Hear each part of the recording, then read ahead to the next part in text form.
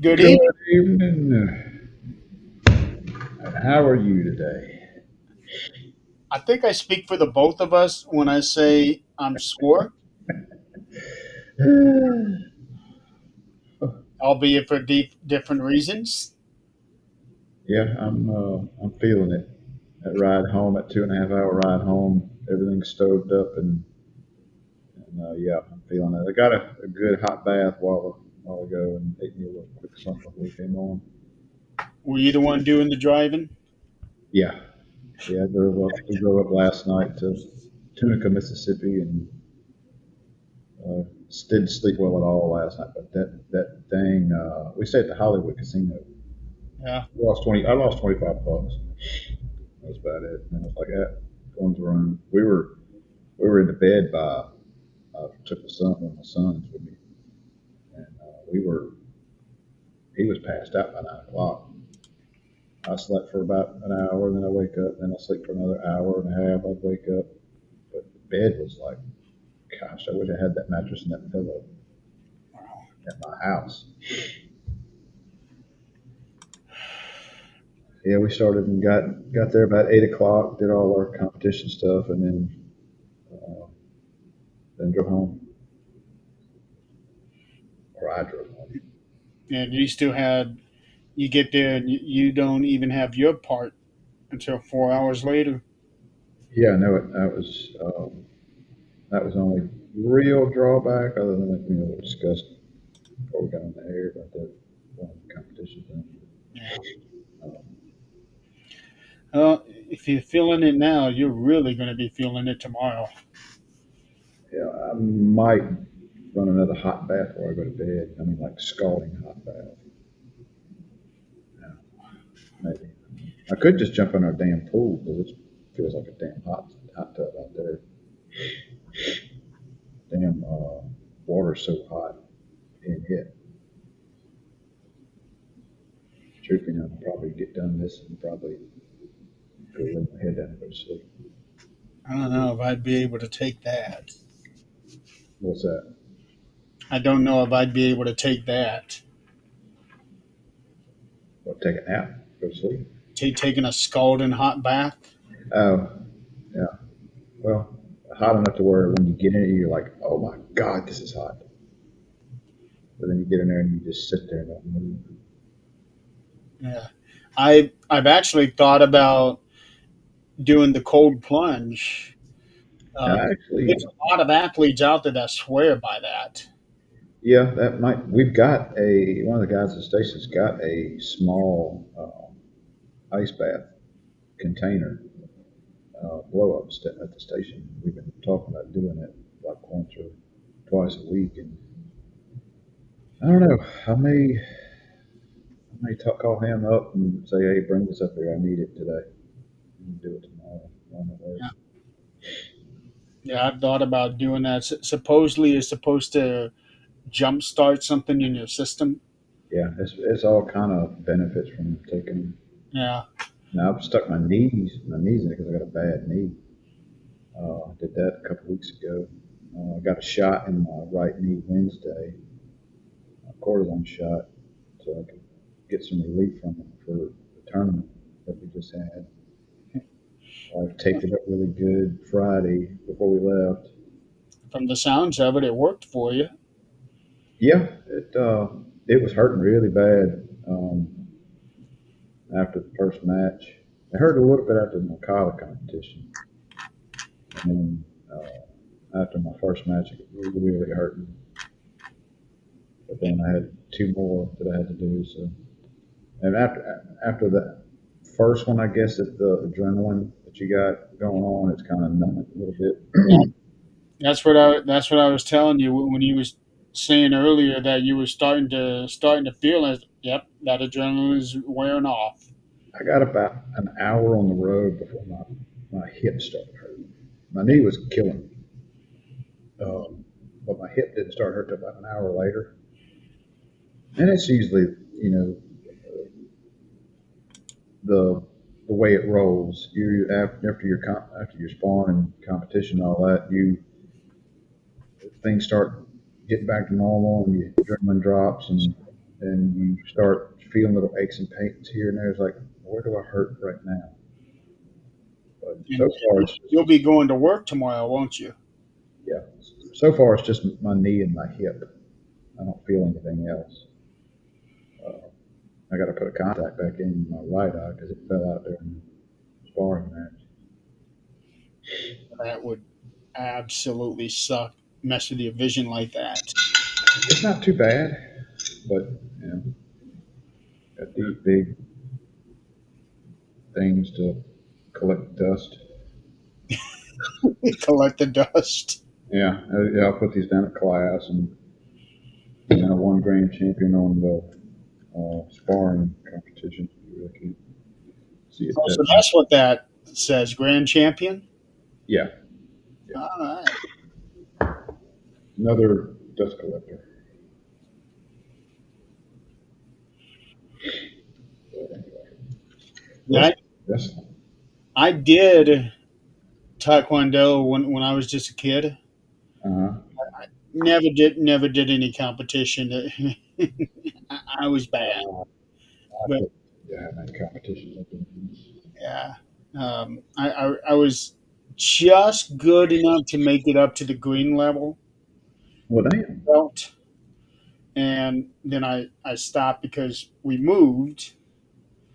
As this is when I was living in Florida, we moved to Arizona, and I went in to continue, but for whatever reason, um, the trainer over there, Sensei, whatever he was called over there, that did not like me at all.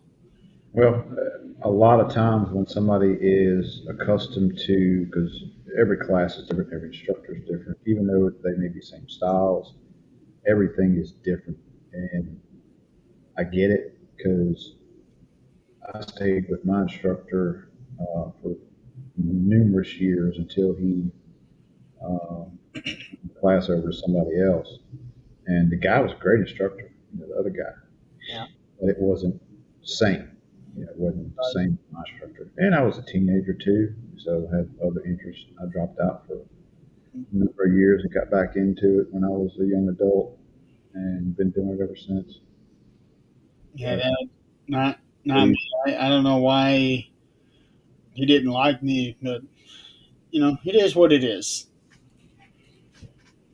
yeah. Uh, And it's, when we moved over there, I was 9. so you were in Arizona. Yeah, for 1 year. What part? Phoenix. Phoenix. Phoenix. Yeah. Flagstaff is a place I'd love to go and Yeah, we lived. I would love to live there. My dad and I actually tried to go through the map. Um, we lived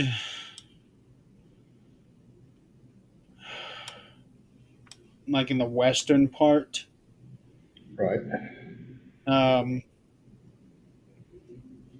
we were west of 17 and somewhere like real close to 10. Uh, We went out there a couple times on a school trip, yeah. and we went to Tucson and went to Old Tucson, the old western town that burnt down.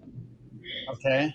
Old Tucson was a movie set, and it was like it was big, it was huge, but it was basically an old western town. They used it for movies, and it was a tourist attraction with rides and like a little bitty Disneyland, but it was all western stuff. They had stunt shows with gunfights and bank robberies, stagecoach train robbery. They had public hangings. Uh, it was really cool. Um, they had a big list on the when you go in of what all movies were made there, like Cannonball Run. Um, Oh, we probably passed through there because during that year we went into Mexico to Nogales, and they were right in, and I remember this clearly. They were right in the middle of a political campaign because there was a car driving by, and it was one of those old ways of campaigning where you had the speakers Yeah, on yeah. the top of the car. Uh, we didn't understand a word they were saying, but Well, there was a movie set saloon in there too. It was on a sound stage, so it was actual. They built a saloon inside this building and yeah, had the bar and the poker tables and all that stuff. We got to somebody tour it and shooting take off some pictures. fireworks here. Huh? Somebody shooting off fireworks here. I just heard it. Yeah.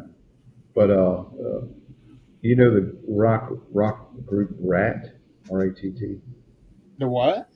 the rock group, the heavy metal group from the '80s called Rat. Oh yeah, yeah. Yeah, they filmed Wanted Man in that saloon. Okay. I got pictures of somewhere of you in that saloon. I filmed that whole video there in old Tucson. It was really cool. It's probably my next to, I don't know. Striper's my number one. Then it's kind of a toss up between Alice Cooper and Rat. Yeah, I'm looking at some of the neighborhoods in the Tucson area. Not places I want to be in. Oh yeah, it's like when I visited Baltimore many years ago to visit my aunt. Our old neighborhood was just it was horrible. There's no way in hell I would want to live there now. I don't think I could ever live in the desert again. You Uh, got to cut grass. well, today wasn't bad. The last time I mowed the yard, it about killed me. Um, but I like the green, and plus seeing some of these homes, it's like there is no way I would want to live anywhere close to people like this. Yeah, if I lived somewhere like that, it would be uh, Oh, here's a nice one. spaced out a little bit. I couldn't live in a little subdivision. It would drive me crazy. Yeah. Having somebody like you, you're in your bedroom, you open up your bedroom wall or your bedroom wall. You open up your bedroom window, and you can basically reach out and shake hands with your neighbor through their window. Yeah. Okay, so summer just went off again. Fireworks? Somebody's shooting off fireworks again. I didn't hear it. It's a regular occurrence over here. Um, a lot of people don't. A lot of people in this neighborhood do not like it. Um, they don't even like it when it's Fourth of July. Right. Okay, SummerSlam 2025 was held at the MetLife Stadium in East Rutherford, New Jersey. Yep. Uh, yeah, Rutherford, New Jersey, which is to me is like one of the hot spots for them because I remember SummerSlam '89 was there at the I think they called it the Rutherford Arena at the time. I don't know if that's I think that's what it is, but MetLife Stadium um, has had two WrestleManias, 29 and 35, and now they have SummerSlam this year, and this year is the first two-night event, which I have read that after the success of SummerSlam this year, they are now considering in 2027 having the Royal Rumble, Money in the Bank, and Survivor Series to two nights. Well, it makes good business sense if you do it that way. You're already there. You're already set up. You know, add more money to your rental fee or whatever. However they do all that. You're already set up. Why not go ahead and sell tickets for a second night? Yeah. and have a bigger, larger event because everything is already set up for you. And And then plus, not only that, you can go and film, get an early enough, you can go ahead and do Raw afterwards. You know, it's they just won't do that in the stadium. They'll do that in the smaller arenas. Um, what's up, Chris? yeah, they won't have Raw and SmackDown in the actual stadiums, although that would be pretty cool. Um, You but could no, still they're do going it, to man. hold it at the smaller arenas. Um, Which I'm sure they have enough equipment to have a big event set up, and they can already go to a smaller venue somewhere close and have a whole another setup. well, they do that at WrestleMania Yeah, um, ready to go. because usually where SmackDown and Raw are during WrestleMania, that's also where they have the Stand and Deliver event. Um, I don't want to get off topic, but it's not really off topic, but it's something just reminded me of the old setup. They keep on calling it gorilla position. I was watching a video yesterday about gorilla position, and I think they got that name from actually Gorilla Monsoon, who was actually years ago actually doing the gorilla position.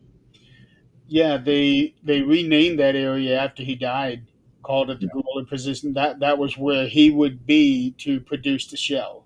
right. That was a Yeah. little Uh, bit of history there. there's also a sign with a gorilla on it. Uh, I think that's pretty cool. yeah, it is. It they have been naming certain things after people because there was another thing.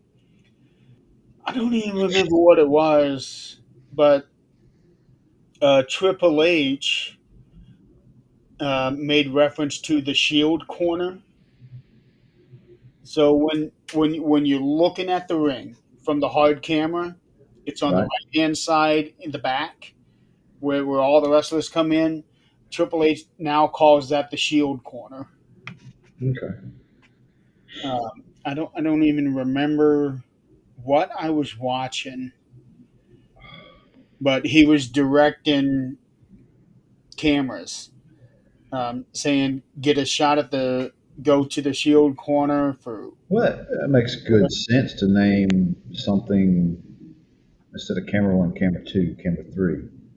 You got some over there already set up. All right, give me shield camera.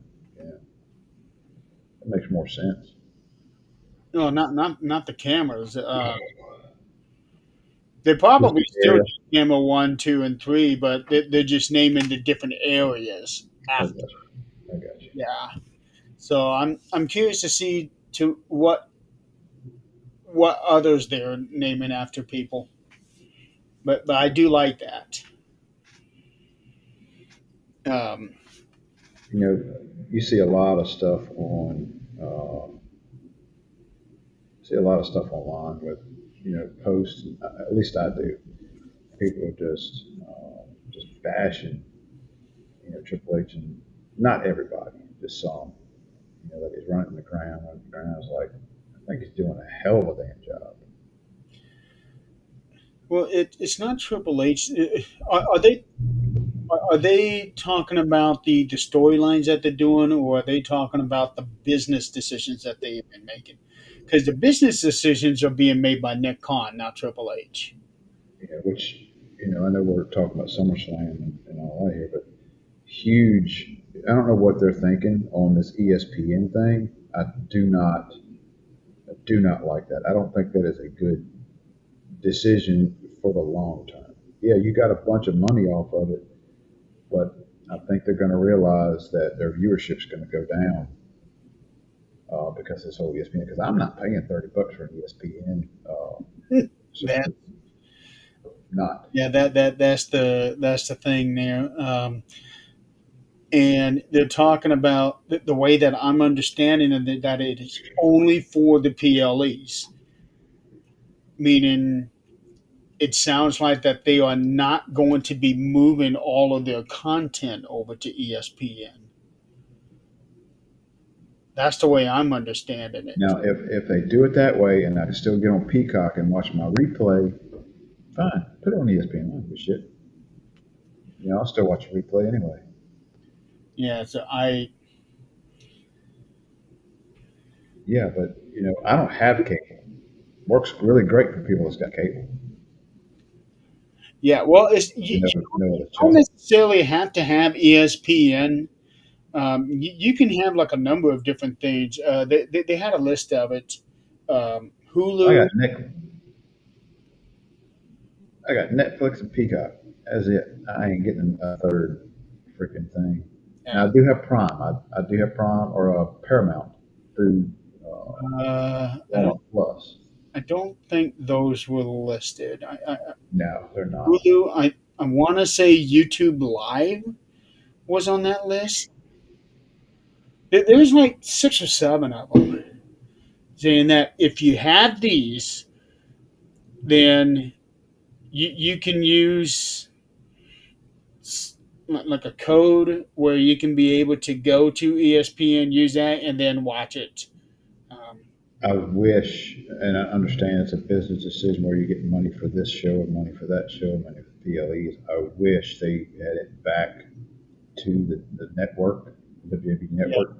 You pay one subscription and you got it all. I know.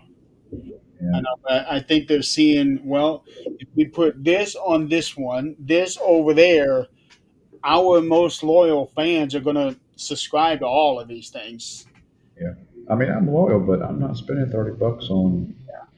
And I used to pay for pay per views. Back in the day, we'd do the WCW, and when we had cable back when I was younger, my uncle would pay for one, and I would pay for the other one. Yeah, So he would pay for WCW, and I would pay for the WWF one at the time. I paid for the WWE, so we basically got both of them for one price. right. Yeah, I Yeah, I was really hoping that next year everything would switch over to Netflix so that I could end my Peacock subscription and go over to Netflix. And now that's not going to happen. right. So I don't know. I, I I like Peacock and I like Netflix because there's different shows which one. The only reason I got Paramount because it was free with my Amazon Prime and not Amazon Prime, but Walmart Plus. Uh, oh man, I like Netflix. It's got some good shows. The Ozark, that is a freaking awesome show. It's been out for a long I've time. heard of it. That is a awesome freaking show. Yeah. I don't know. I'm just kind of discouraged. I'm hoping that in the next few months they will, I'm sure the fan reaction is going to make them think, oh, well, maybe we better rethink this or try to restructure this somehow. Um, It would be good to see just like the whole Ron Killings, and the Cody thing. It's like people out there chanting right. something, as far as that goes. Maybe they'll get some change done. Because But who knows? I'm not too thrilled about. I understand why they're doing it, and it makes sense not just from a business perspective, but it also helps with the legitimacy of the entire company by going to ESPN. Um, so I get that. Yeah, Chris, if they get with their lawyers and all that, I'm sure they'll come up with something. But who knows? I'm sure they can restructure Money in the tail. anything if they want to. Yeah, get Uh, the money back, rip the contract up. How about that? from what I read, Nick Khan actually used to work at ESPN. Um, China. Where the hell are you? Oh, while he's searching all that, little announcement that Monday, time to be determined. Uh, Here we go. we're gonna have a special show Monday uh, for our first inductee into the Marks of Wrestling Hall of Fame.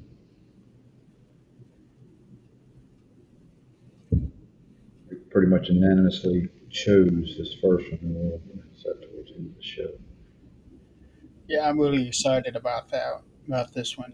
Okay, I'm not seeing anything about him working at ESPN, but I could have Tony Khan, read Genghis Khan, about him working there. Nick Khan, Tony Khan, Genghis Khan.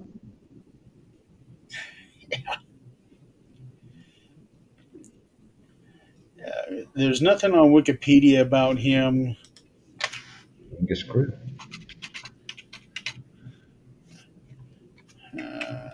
Come on. Did Hey, Chris, have you ever ate Mongolian stir fry? That is some good shit. uh, okay, here we go. Yes, Nick Khan did work for ESPN before joining WWE. He held a significant position there, especially in the mid 2000s. Um, Khan's past role at ESPN is a major factor in his strong relationship with the network now as president of WWE. So it was 20 years ago that he worked there. Um, he held a role in the '04 to '07 time frame. Uh, Nothing specific, but 20 years ago he did work there for a time. So, so which is probably why he was able to get them over there. Yeah, But he's already got connections there, so yeah, working with him, understand. It's a and when win-win. it comes to It's a big win-win, business, connection is everything, right? It's a win-win for both sides of business wise. right? So So let's get on to SummerSlam. yes, MetLife Stadium. So this is the third major PLE that they had. The two WrestleManias and now this SummerSlam. Um, Attendance. This is what gets me because I I don't get this. 53,000 the first night and 60,000 the second night. Now, from what I recall, that building was looking pretty packed on the first night. So, where did the other 7,000 seats come from? That's a lot of extra chairs to put out. Right. Um, and people took chairs home the first night. I was watching a video this morning. A guy named Troy Dan.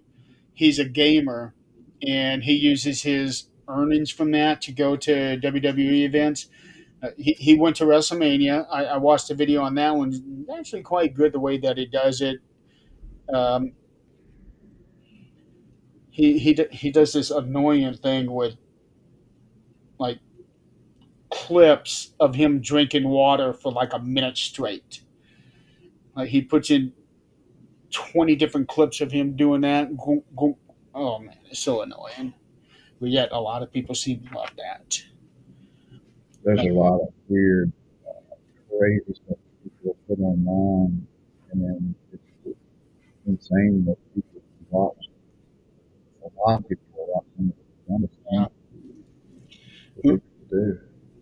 I was actually looking for him at SummerSlam because he's from Canada, so so it's a lot closer to him than WrestleMania was. But I couldn't find him. But he was there. He was second row, way off to the side, but still facing the hard camera. I think the whole, and they've been doing that for a while. They've been doing that the ringside seats with the pay per view decorations all over, artwork all over the seat. You get to take those home. I think that's a plus to pay that kind of money for ringside seat. Then hey, I get to take my seat home with me. Yeah. What So a lot of altogether, they had just under 114,000 people.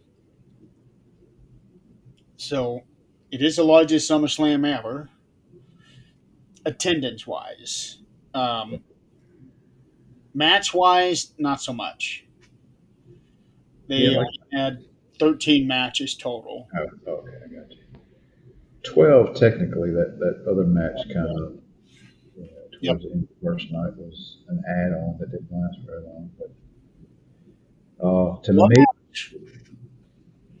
Still a huh, match. the match. It may have lasted 10 seconds, but it was still a match. To me, the first night, and I think me and you discussed this on chat about the first night was freaking awesome from beginning to end.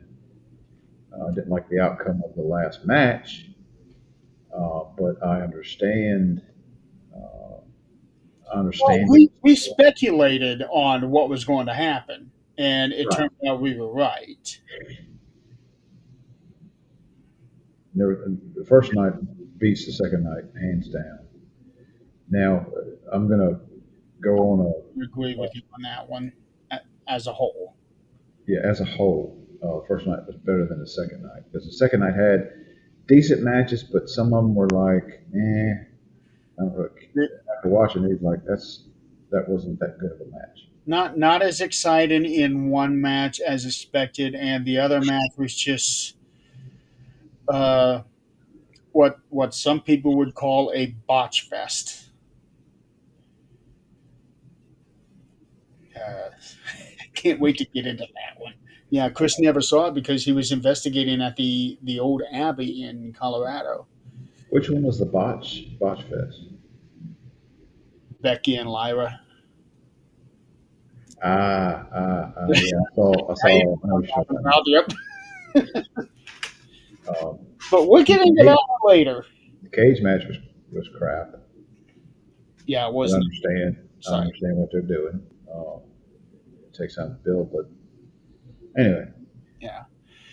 So they start off tonight with this local guy. I don't even remember Breland singing "God Bless America." I no clue who he is. They had been bringing people on to sing the openings at these events, and I have no clue who they are. yeah. It, I know who Cardi B is just because you just I don't listen to that type of music. I don't understand why they brought her in there. Now I watched at the least she was a little more exciting in how she presented it than shit. What's her name? Sexy Red. they were they were she was reading off a teleprompter. I heard that. It was a situation where I was very busy that weekend, so time I got to actually watching it, I'm watching it and I'm able to skip through stuff I don't want to see commercials and entrances. I don't most of the entrances. Um, yeah, I will. Yeah, I will give you that. Yeah, because I forget which event Sexy Red hosted, but she literally went in. Welcome to WrestleMania. I hope you all enjoy the show. It's like, holy cow! Yeah, What? it's like yeah, Yeah, and they wanted to bring her back. I heard. Why? She was terrible. She yeah. didn't do anything. I don't understand, and I don't know. Maybe they're getting some money for. Maybe they're not really.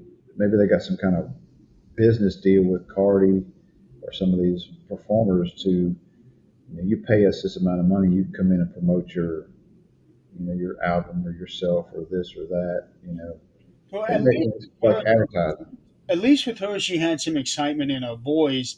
The only thing about her that I did not like is that after every sentence, she screamed. It's just Yeah, I thought that was totally unnecessary. it's you know I'm not a fan of the hip hop and rap and all that stuff anyway. So Neither am I, unless they bring Snoop Dogg in. I like it when they bring him in. you want Flavor Flav too? Well, not so much. Although it would be pretty cool if during a match he comes out and then he takes that big clock and hits somebody with it. That spot there would be cool. Yeah, But otherwise, Snoop Dogg he actually has a history with the company. yeah. Uh, He's all actually been. so I like seeing him. It's Uh, kind of like kind of off subject, but it's kind of like the Super Bowl. Like these Super Bowl shows, big band or big performer and all that. It's like this. I don't even remember who it was. I remember it was horrible. That last Super Bowl halftime show was just horrendous. It's been years since they've had a decent act at the Super Bowl. uh, Aside from this year's halftime, the last halftime I recall seeing was when they had all the rappers together: Snoop, Eminem, uh, Dr. Dre. They had the rap legends on this one. Yeah, yeah. That was last year, or not last year, but the year before, I do believe. It's like my wife was like, oh, I don't remember. listen, And there was one Super Bowl a few years ago where they had The Rock come in and do the opening, and he opened it in his rock persona. Um, I just loved the hell out of that one. now I remember Aerosmith. I remember Tom Petty. I remember Michael Jackson. The Michael Jackson show was damn good. He was, Jackson. let's see, I think he was the second major halftime show, because before they used to do the like college bands, like marching bands, and then they decided to do It's a whole, stars. it's a whole big production. So totally separate production now. Yeah, Yeah. But and you have to do it all in a half hour or something like that. yeah. But here's the thing that gets me: they expect the performers to pay them to perform. Hmm. What? You're making enough money as it is. You pay me. You're the one that want me there. You want to have a shit show or you want to have a good show? Yeah. Yeah. So anyway, um, so first the opening match, which made total sense. Roman Reigns and Jey Uso and Braun Breaker and Bronson Reed. To me, this one here is it's real close, but I'm gonna give this one second best match of the night Let me- so because here we go. I thought CM Punk and Gunther was really good. Um, Yeah, that was a damn good match. but Roman and Jay, Okay, okay. what they did in the middle of the match went back to. Um, do you remember Too Cool and Rikishi? Yes. So in the middle of the match, all of a sudden they start doing this thing here, and then they play the music, and then they do the yeet thing. That harkens back to Too Cool. Yeah, I would say I'm gonna agree with you. That was probably the second best match of the night. Not that any match was uh, bad. Um, I mean, Now like I they said, didn't have a this bad match, match at all on the first night. first match was first night was good. Yeah. Um, I will agree with you. That's probably the second best with being behind.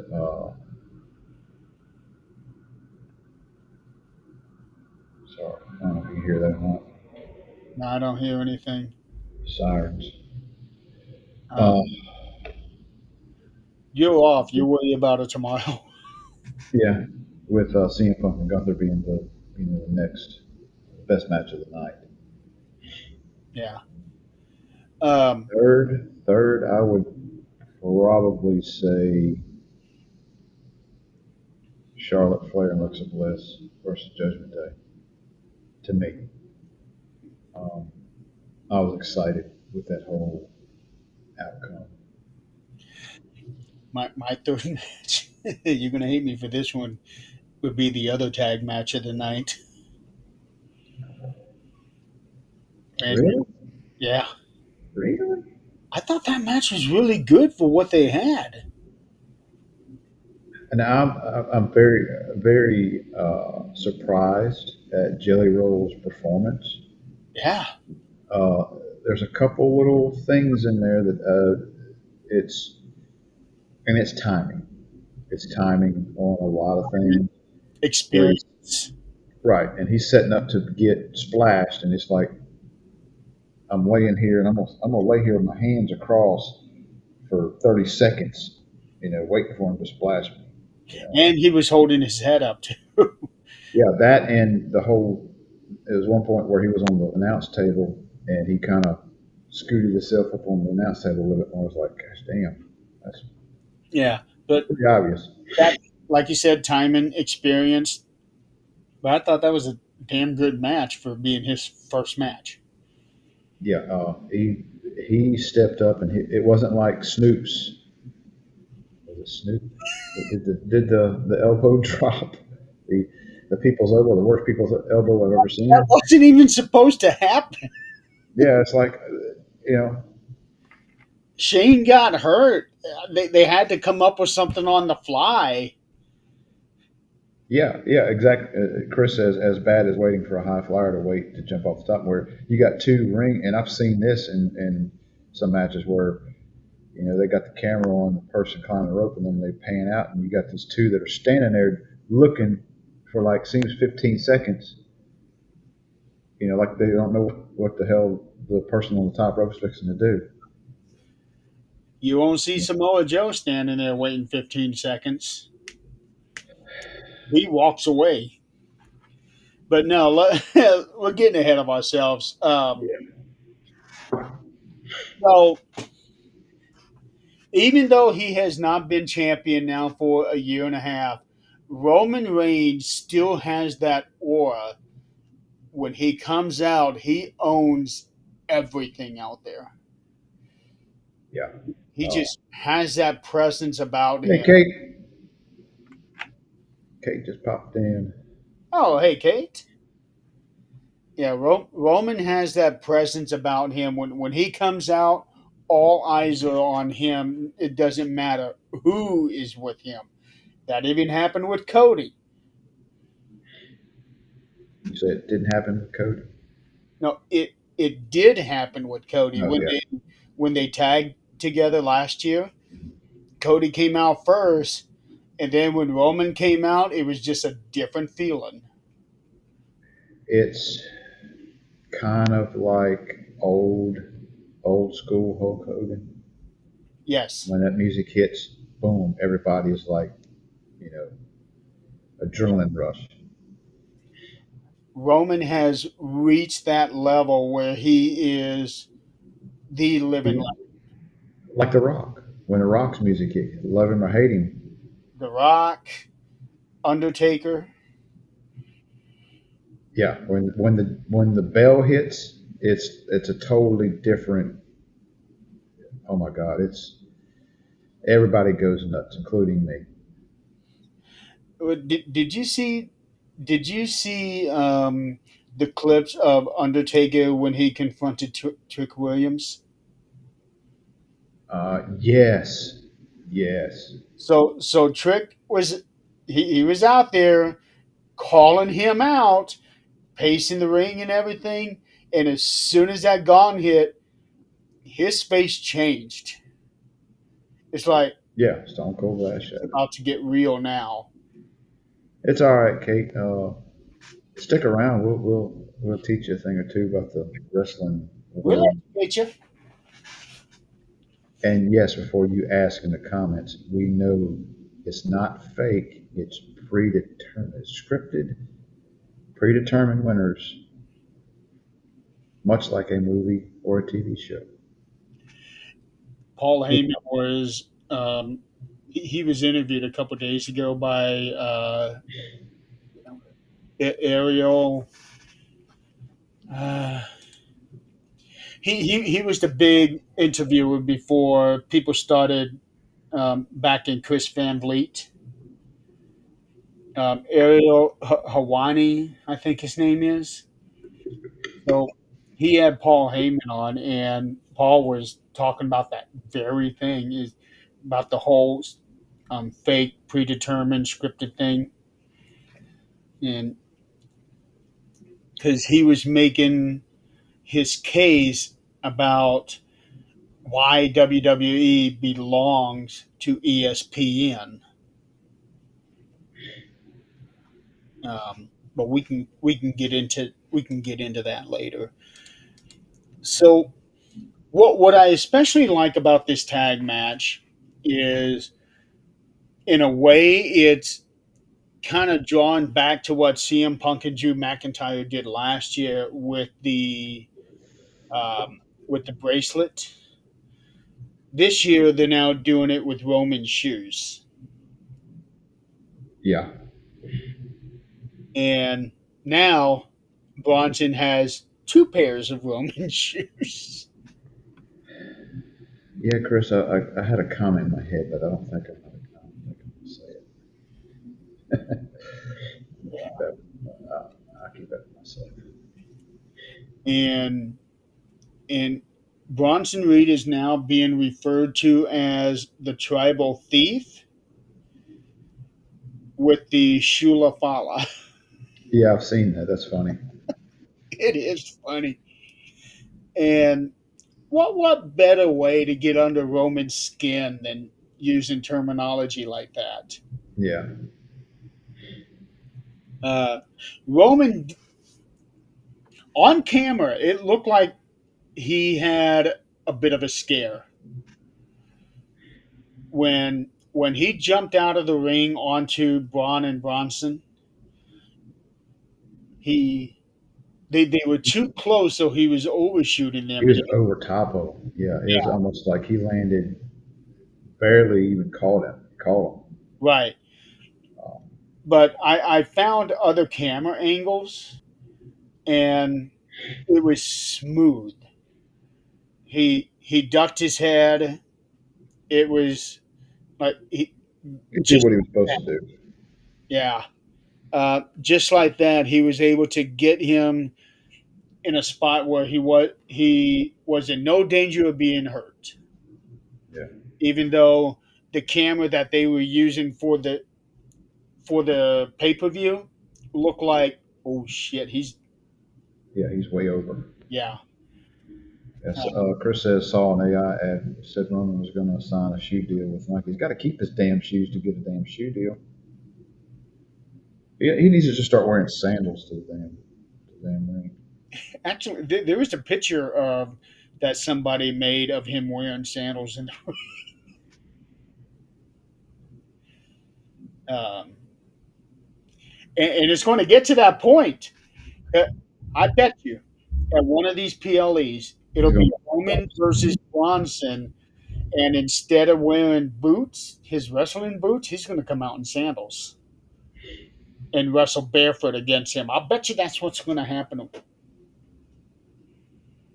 or they'll have a match, for all the shoes that he stole. That's the prize. Yeah. Wild Samoan There you barefoot. go. Go Wild You Samoan. know, yeah, Exactly. yeah. Exactly. Can you So imagine his that hair? may end up Can you happening. imagine? Yeah, can you imagine his hair all out like the wild Samoans used to have? Well, I don't know if they go that far. But they could. It'd be a um, nice little tribute to his father and uncle. Yeah, super fly. That was another one that would get big pops. Yeah, and he wrestled barefoot. He was kind of back and forth. He wrestled barefoot, and then he had boots on, and then he was barefoot again. He was kind of back and forth on that. Well, you think about it too. Walk into the ring barefoot in some of those arenas, and just the stuff that's on your feet. I'd imagine Yeah, I'd be now you see a great lot of wrestlers. for it. You see a lot of wrestlers wiping their feet on the apron when they come up. Oh, they've been doing that for decades. Yeah, and people were asking why they do that because you don't. They were walking all in bathrooms and everywhere else. It's a respect thing to Right. come the guy you're working with. You don't come in there with urine on the bottom of your damn feet when you come in and kicking them out. Yeah. So an important moment happened in this match that we're seeing more character development even on Roman, um, where he actually literally took a bullet for his family when he pushed Jay out of the way and Yeah, took the spear from Braun. yeah. That was a big moment. It's that whole used to be acknowledge me. I am tribal chief. You do what I say. The whole Oh, being he still a does the acknowledge me thing. right, but it's all I'm on a pedestal type character. The character. Yeah. I'm on this pedestal, and you're going to basically worship me. Now he's being he's not being selfish with the storyline. Yeah, so we're seeing additional layers to him, Right. and it is so good. Well, It and is so good. that's a lot of wrestlers. People get caught up in the. I see it all the time on comments about I don't know why they why he won, they cheated, blah blah blah, and it's like it's scripted, dude. This is just part of the storyline. But and you see comments, people hate this wrestler for this or dislike this wrestler for this or that. And it's like playing a character. I'll give an example. Brock Lesnar. They said Brock Lesnar is one of the nicest guys you could ever meet. Kane, uh, outside, his persona on the, regular guy. You know, I don't really hear that about Brock unless you're somebody that's close to Brock. Otherwise, I have heard that he's kind of standoffish. he's a very private individual. Yes, Um, but if you are like a friend of his, not just an acquaintance, but a friend of his, then yeah, he is the nicest guy. If not, good luck. Good luck. he's going to be very oozy. Yeah. That Sami Zayn clip, it doesn't feel very oozy. Had I him on don't know of any spot better or funnier than that. And the way it looks like that Roman and Jay weren't expecting that either. right. It kind of broke That's the character a little way bit. that Jay reacted. Yeah, they're snickering about it. You're not feeling very oozy. Yeah, I think that was a legitimate response right there. you can see, because it was always in the business, trying to get Taker to break character for years, and you can always tell when he's about there because Yeah. he'll catch himself real quick. Uh,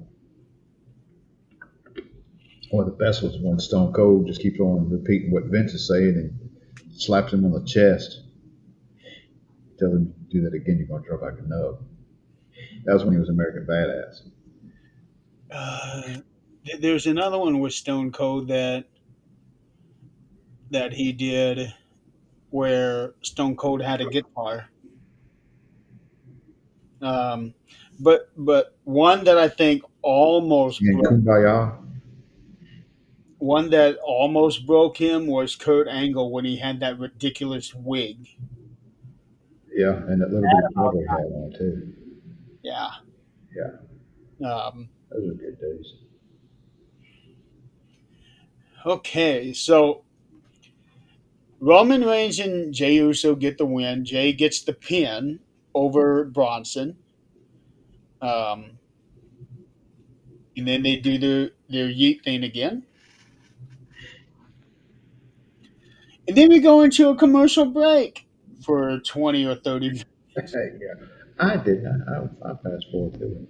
I was almost caught up with the pay per view time I got done. You know, Yeah. fast forwarding everything. Well, I got a funny story to tell you about one of them ads. That's on night two. So the next match, Charlotte and Alexa versus Raquel and Roxanne. It was almost a given that Charlotte and Alexa were going to win. It It was was almost a given. it was a good match all the way around. Uh, Yeah.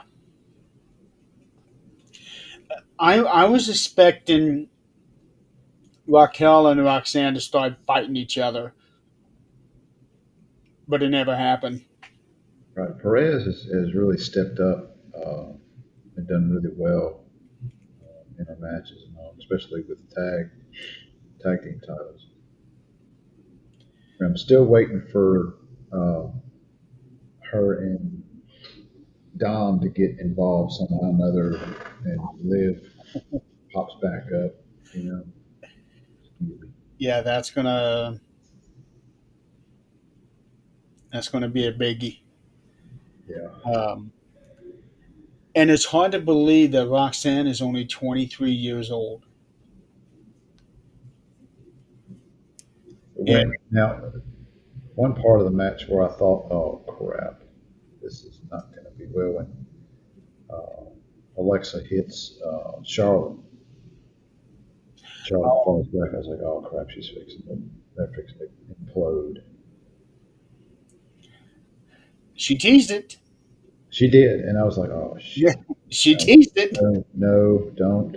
And of course, Yeah.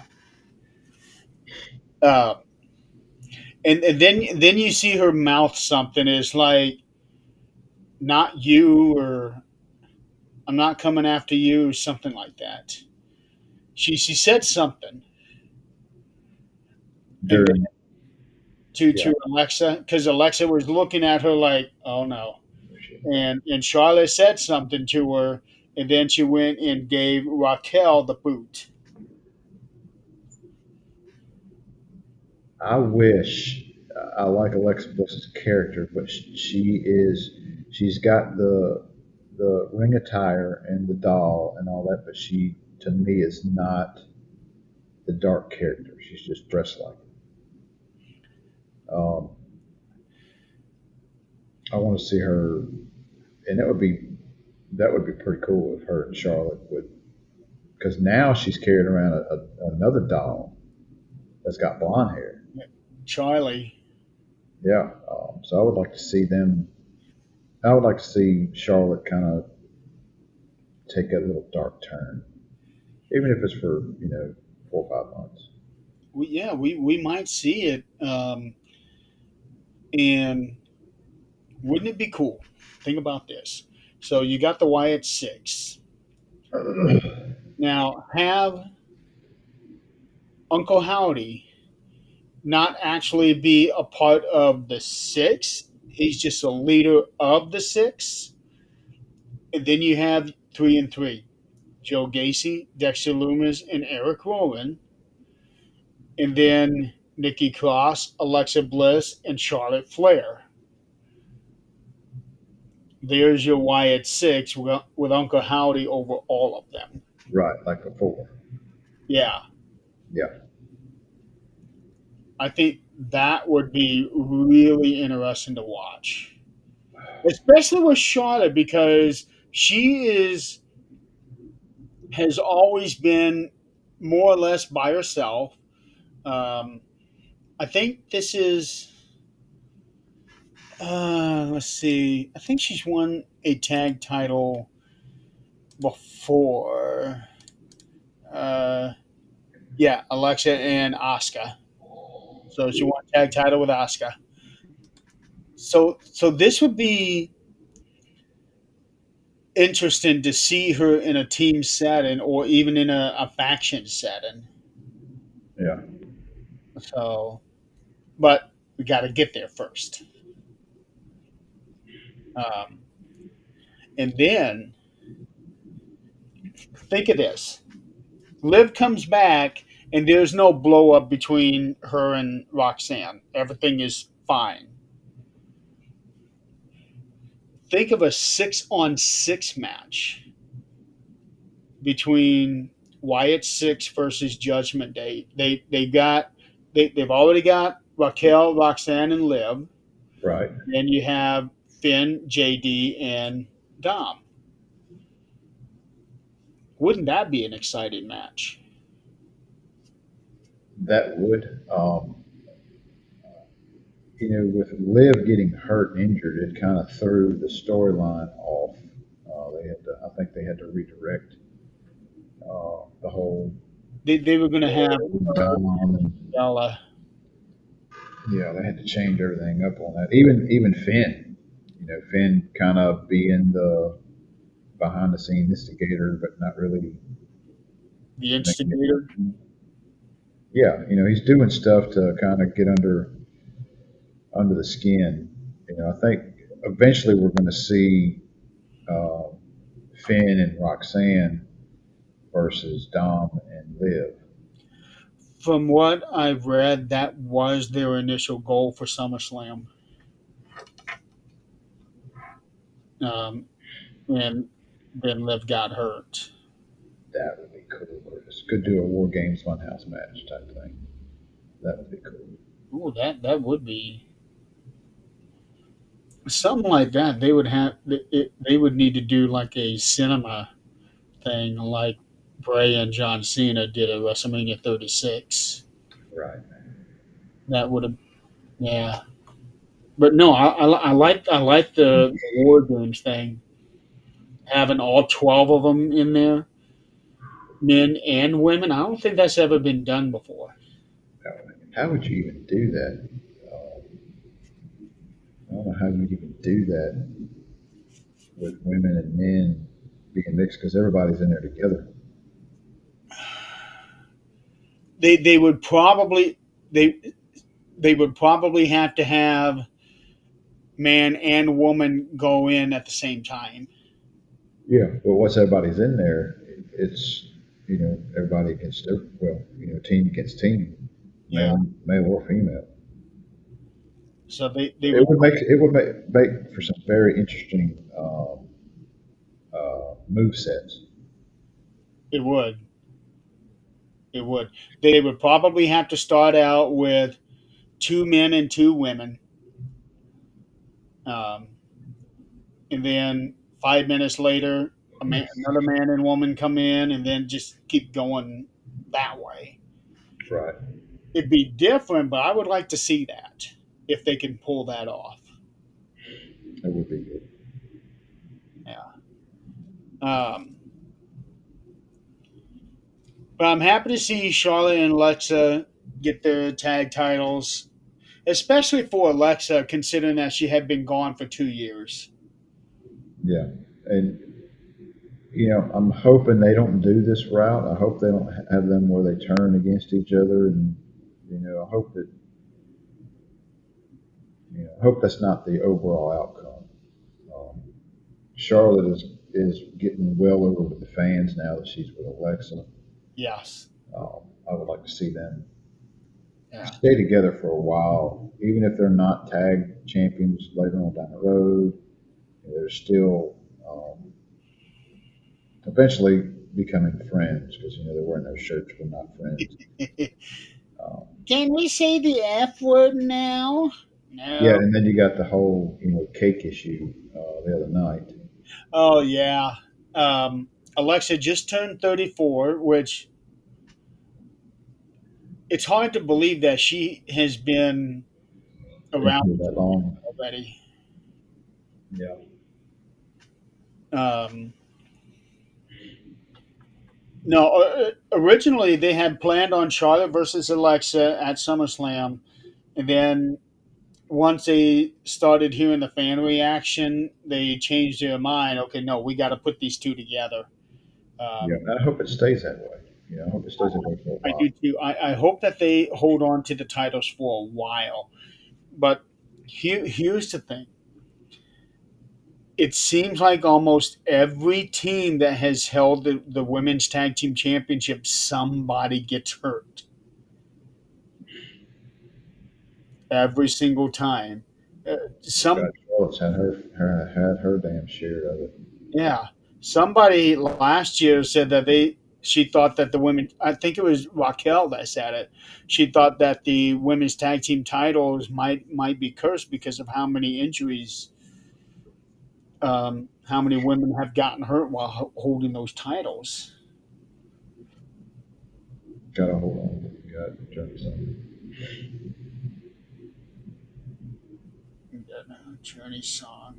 Uh, Don't I stop know the a few beat. Journey songs, but that one is not quite ringing a bell.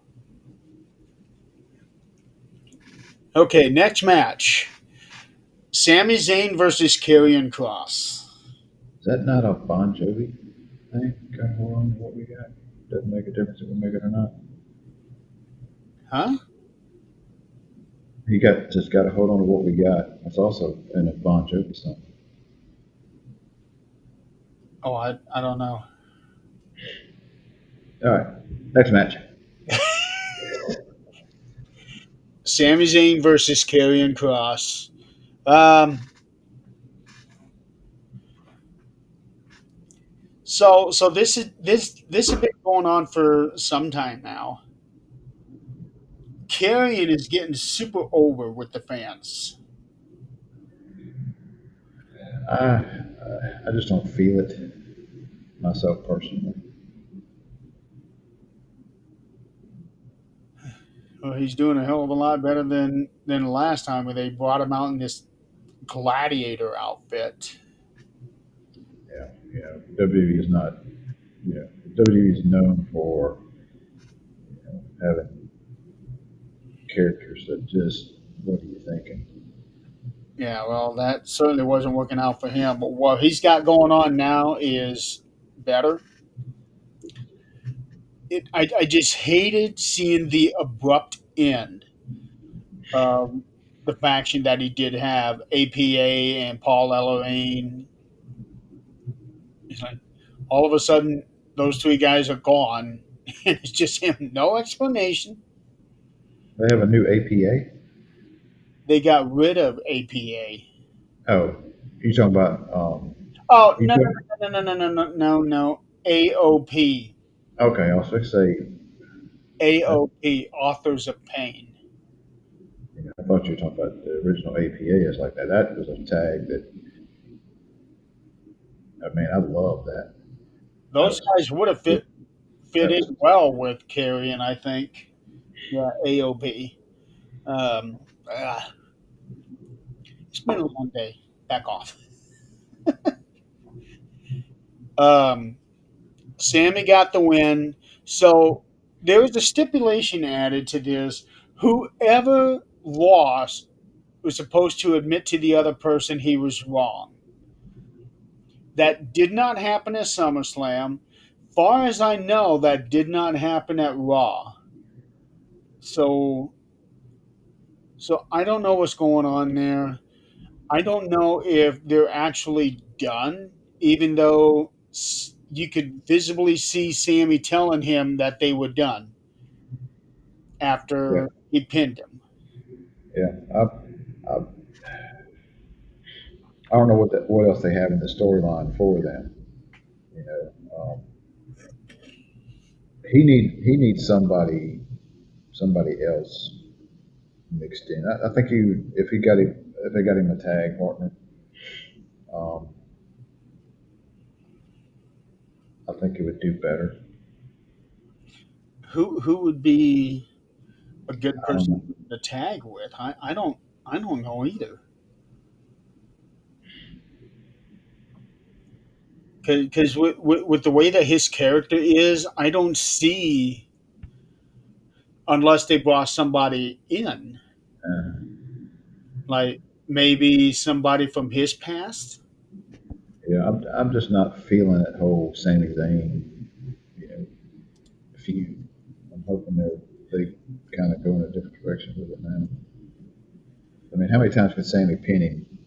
You know, it's still not. Uh, Well, as far as I know, they have had three matches. Sammy's won two of them. He's won the two matches that they had at PLEs, and and Kieran Sammy, pinned him on an episode of Raw. right? And Sammy's done it without stooping to heel type tactics. Right. Although he was conflicted. Right. Scarlett brought out that lead pipe, and Sammy tossed it out. And the way that he tossed it out, I thought for sure that it was going to bounce off the steps and into the crowd. Oh, and was it that one? No, that was the other thing. We'll bring that up. Maybe I'll remember it. Uh, yeah, There because was a episode in one of the other. There was a scene in one of the other matches where steps got hit, and you could later on see in a match where it dented the steps. oh, I didn't see that part. But we'll get into that for the second night. No, no. This one here was at SummerSlam. He had the pipe. He threw it Mhm. down. It hit the steps and ricocheted to the barrier. But the way that it looked, I thought for a second there that it I was going thought to it go hit. up into the fans. Well, there was some shrapnel for one of the matches on the second night that ended up in the stands. I don't recall that. But we'll get to that in the second night again. Uh, oh, okay. No, I think I know what you're talking about. So, yeah, I'm curious to see where they're going to go with both of them, actually. Then he laid down the pipe. Shut up, Chris. Then he laid the pipe. He's trying to go down another rabbit hole here. He is. He is. All right, next match. Tiffany Stratton defending the women's championship against Jade Cargill. I was surprised at the outcome. I was too. I just knew they were going to give it to Jade. Yeah, I'm glad they didn't. Um, but I've got to admit, I saw some improvement in Jade this time around. Yeah. There's still something missing. I just don't. I can't put my finger on it. There's still something missing with her character. Um, I don't know if it's mic skills or what. My skills, I think, are kind of iffy. She just has that presence about her. It's just that her ring work still has a way. Isn't quite right there. Yeah, Isn't quite top notch yet. yeah. And considering that she's been there with them now for 2 years, but then again, look at Dominic. Yeah, but Dominic's got it. he's got it. He's got it going on moveset wise. Right. Um, So, but Jade has gotten better. Um, Again, I'm shocked that she didn't win the title, but I'm actually glad. Although to me, Tiffany has gotten kind of stale. I agree. She's like a I want to see. I want to see Soul come in and her and Tiffany have a match for the title. that would be good. That's gonna be a good match. That would be good. But the thing I'd be afraid about that would be that there are too many backflips. Um, It can't be any worse than the Usos fighting each other and super kicking each other for 30 minutes. Touche. Yeah, that match was terrible. Um, but at least with Tiffany and Soul, they got some really exciting things, and they don't do the same thing. Right. So yeah, it'd be fun there. Um, and I also read the other day that they are now considering moving Soul up to the I main saw that. I saw, and I'm agreeing with it as long as they've got a direction for it. Just don't throw her in there and don't have right. anything for her to do. Yeah. Um, and if they're going to do that, I think they need to have Zarya turn on her and take the North American title from her.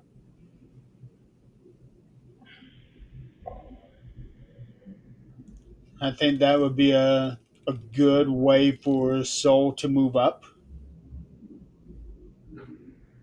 Um, but as far as Tiffany goes, I have been bored with the kind of character that she's doing right now. It's I think it's I think it's time for her to reinvent herself. she needs to, because she doesn't have that top level presence or promo work. Not like Naomi does. Right. And she reinvented herself. She did, yes, She went heel and reinvented herself, and I'm sure it was it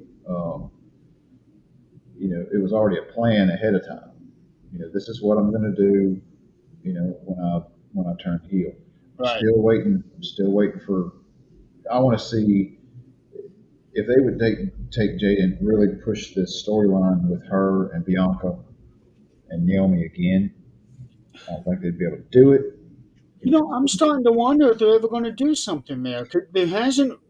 I know that Jade beat Naomi a couple times now, but it still doesn't feel like that they have had a proper payoff. Right. It's like they're doing stuff, really not doing anything with Bianca. She's Well, there, but they she's can't. not. She's still her finger is still healing. Is that what it is? Yeah, because she broke her finger at WrestleMania. Okay.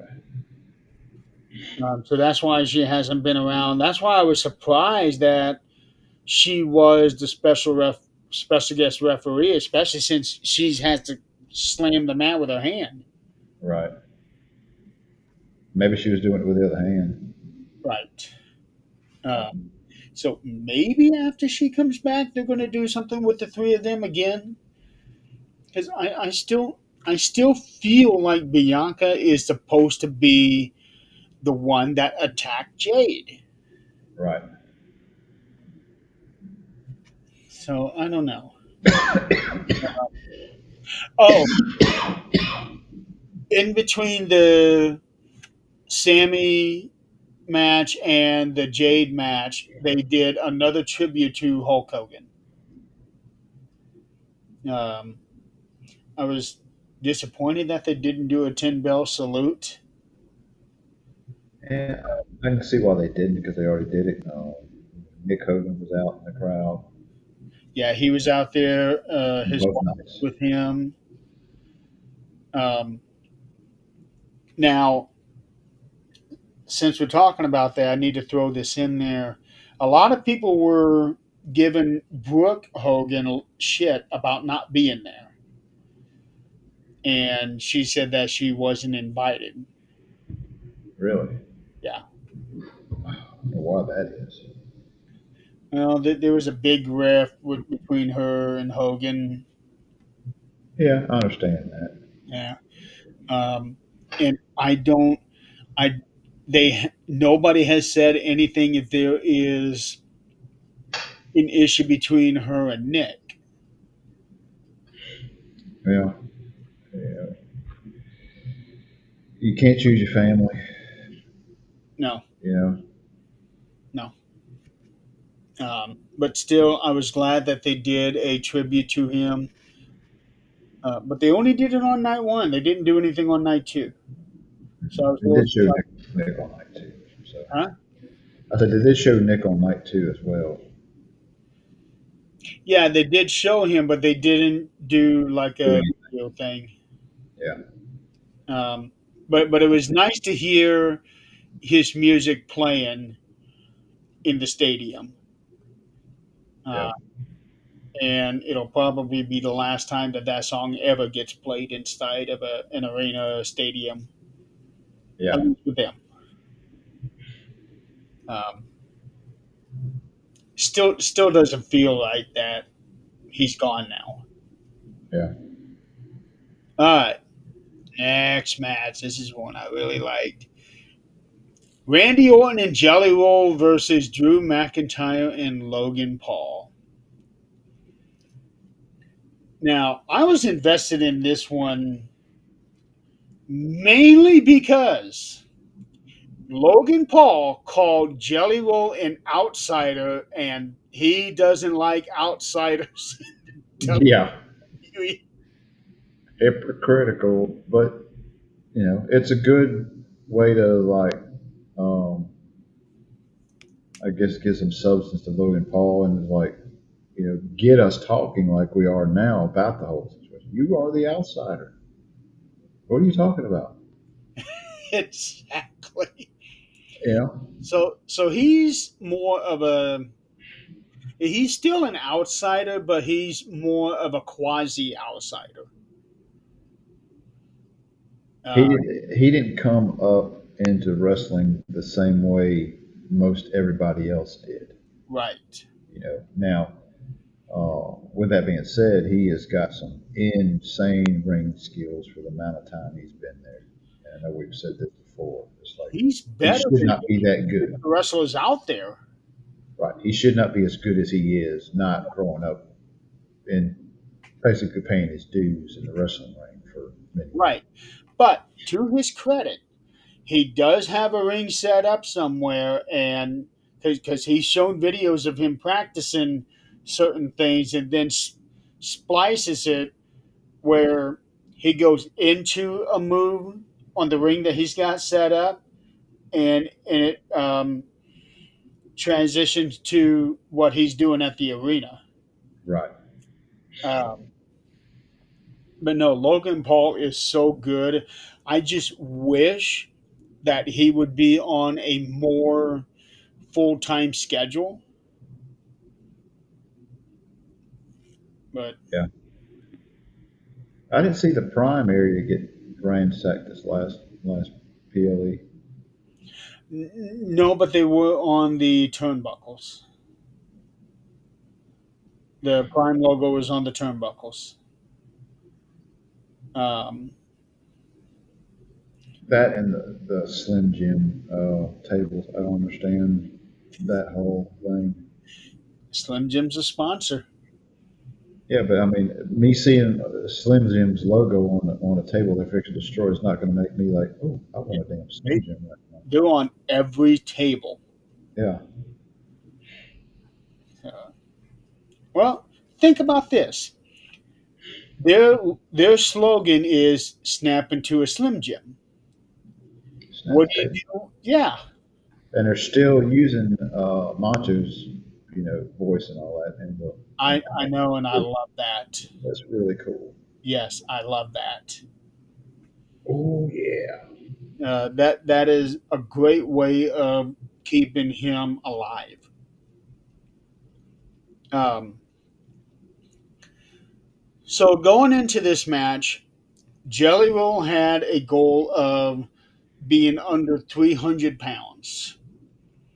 And he said that he had not been under 300 pounds since high school. And they were, I think Uncle Cole was in saying something about the weight loss that he had, and like he lost so many X pounds. Like, good lord, he was 500 pounds. He was over 500 pounds Yes, at one he time. lost 230 pounds, 240. Yeah. And going into SummerSlam, he was at 299. Yep. That's, They showed his wife out in the crowd too. yes, they did. I was like, good lord, how did you marry that? They had been married for, And she's some kind of model. for 9 years. Yeah, she's some kind of model too. Something. Um, let's see. Bunny XL. That's the name that she goes by. Her real name is Alyssa DeFord. Well, his last name is DeFord. Um, but her Yeah. stage name is Bonnie XO. What is she famous for? She is model, podcast host, and social media personality. Yeah. Okay. She's supposed to have like millions of viewers too. I've never heard of it. Um, but it was just awesome to see her there and the way that she was reacting and everything. Like she was really supporting him. Um, so so Jelly Roll got is is a very lucky man to have somebody support him doing this. Right. Right. Chris says, give me about 50 pounds of weight loss. I'll be good. I need to lose about 15. I need to lose 100. All in my stomach, right in my gut is where I need to lose it. That's usually where it goes first. So so Jelly Roll, he was a big surprise in this match. They have been saying that he had been training for several months, and he's been training with a lot of the guys in NXT. Um, and I gotta say, you can tell he has put in the work. Yeah, I didn't like the choke slam that he did. One of the choke slams he did, it just didn't sell. That Um, it took so long. he it may have been on the pay per view or it may have been before that. He choke slammed somebody and he didn't sit down and go up with it. It was just kind of like the guy the Oh, guy he choke slammed sold it really good. He jumped, but looked like Jelly Roll just kind of oh, Austin Theory. yeah he didn't come down before he went to pick him up. It was just like he did it all with his arm. And I was like that didn't Yeah, look natural. yeah. That was at SummerSlam last year. Was it Summer? I Yep, thought it that was was at SummerSlam recent. last year.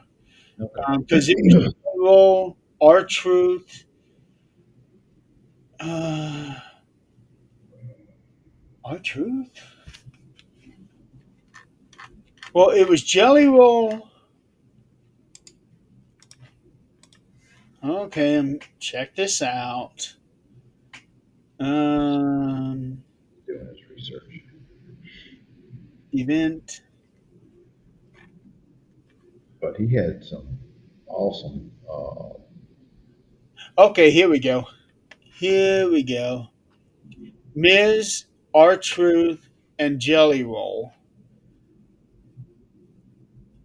and then Austin Theory and Grayson Waller came out. Okay, yeah.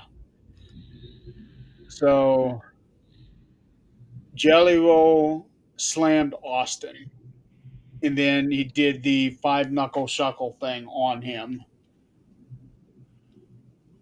Yeah, and I think that was the catalyst for him to wanting to wrestle this year. And he did very good, I thought. Um, Joe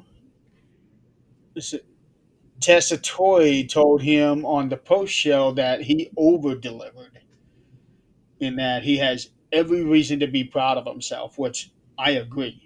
Yeah, he stepped up. He stepped. He wasn't just a regular celebrity to come in there and just do some, Right. a couple moves that didn't look good. He looked really good.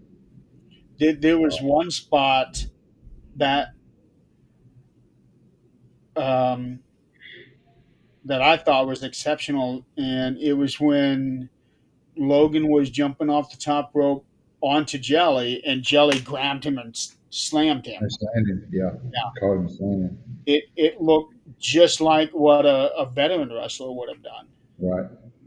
Um, the only thing I didn't like was the way that he would lay down and reposition himself. But That's to be fair, most of the wrestlers reposition themselves anyway. they do, but it doesn't stick out so much to where got your hands down and you're waiting. You know, Right. and that's timing on that's experience on the guys that's been in there and doing it. They're laying there and then at last minute they brace. Um, Chris and I were talking about that. Wait, what were we talking? No, Chris and I wouldn't have been talking about that because he was investigating. So I was talking to somebody, and it was brought up about him crossing his arms like that, and I had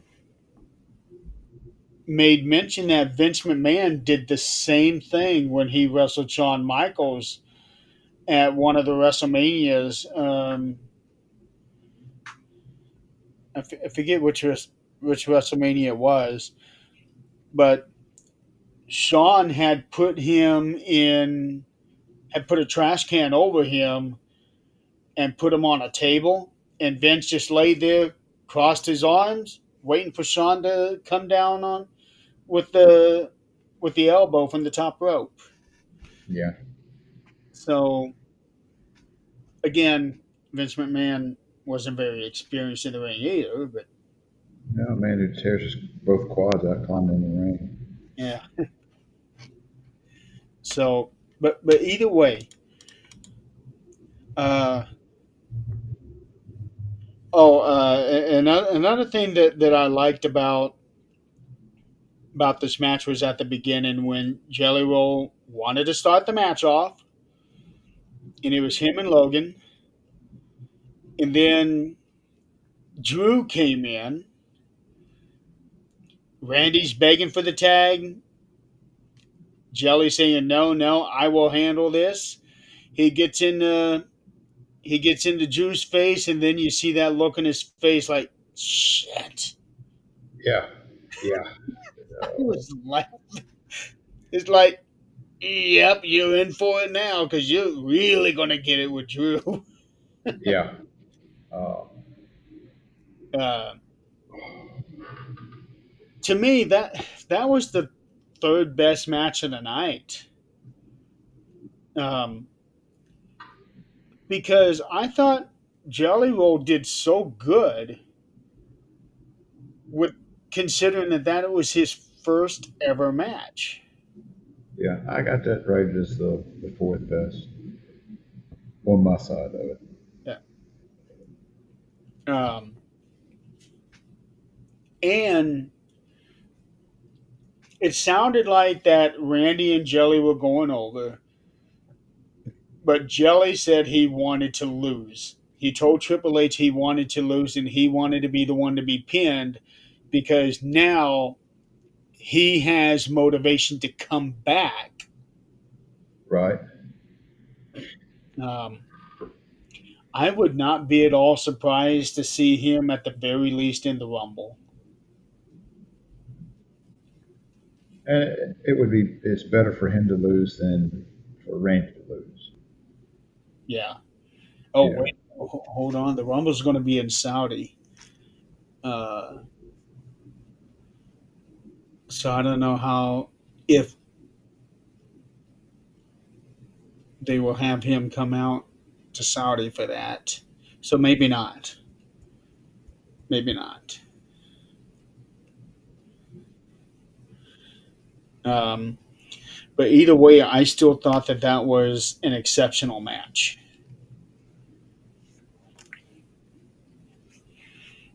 I thought they did very good. And then there was the whole, okay, we're going to take Jelly back to the back. He can't go on, and then he fights. Nope, I got to do this. I got to do this. I got to finish this thing here. yeah, I like that whole section there. Yeah. Um, that was good. Oh. Now you're really starting to feel it, huh? Yeah, I'm stiffening up. My back hurt. My knees We killing still me. have a whole other night to talk about. Yeah, I know it. I'll be good. Okay, well let's go. Let's go ahead and move on because we're already an hour 37 in. Well, the first 40 minutes we talked about other things other than wrestling. True, that is true. Okay, the main event. Well, was the main event. Gunther defending the world title against CM Punk. This match was off the hook. It was best match of the night. Um, I was surprised to see the bloody part there towards the end. Well, when he came out from underneath the announce table and he's got blood pouring all over him, and Yeah, then they showed the replay of him getting knocked over. I don't remember how it happened, but then he goes underneath immediately. I'm like, he's blading himself. And they kept on saying his nose, and like that's coming out of his forehead. There's nothing here. It's all here, no, like this part of the nose, I think. right here. Yeah, like the Uh, bridge of the nose. But I read that he was actually been having some issues here, and he's having surgery. okay, So that's a way to get him out for a little bit and yes, get him healed up, surgery wise. Uh, see if I can find it because there was a report. Um, oh shit! WWE planning for two WrestleManias in 2027, with one being in Saudi Arabia. what? How can you do two WrestleManias in the same year? That don't make There was a rumor going around the last few days. I know Saudi wants WrestleMania. Triple H was kind of tiptoeing around the idea, trying to sidestep it. Now it looks like that it may actually happen. I don't see how you can call it WrestleMania and you have two of them. Yeah. Okay, so WrestleMania and WrestleMania 2.0.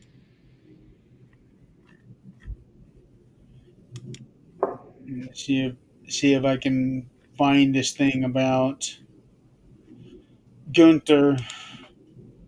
It said what he was having. It was surgery in like right there in that area. Yep. Uh, Right person came out with I agree. Not to the second part of this match. okay, here I we go. was aggravated, but I guess they did their job. Storyline wise, I freaking hated Seth coming out. The Punk storyline breaks Gunther's nose, gives Gunther a chance to heal in the storyline when he comes back. I think there's still going to be. Uh, I think it's going to be a WrestleMania thing. I think they're leading toward a Punk and Seth WrestleMania match, and that may be when Gunther shows back up. For nose surgery, no, probably not. I think he'd be back long before then. And of course, it resets everything.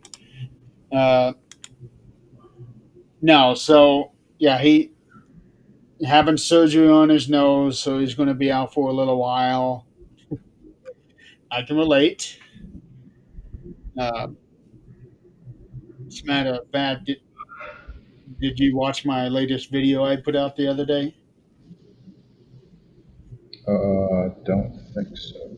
Okay, so my next my next surgery is actually going to be a series of three surgeries. Really? Yeah.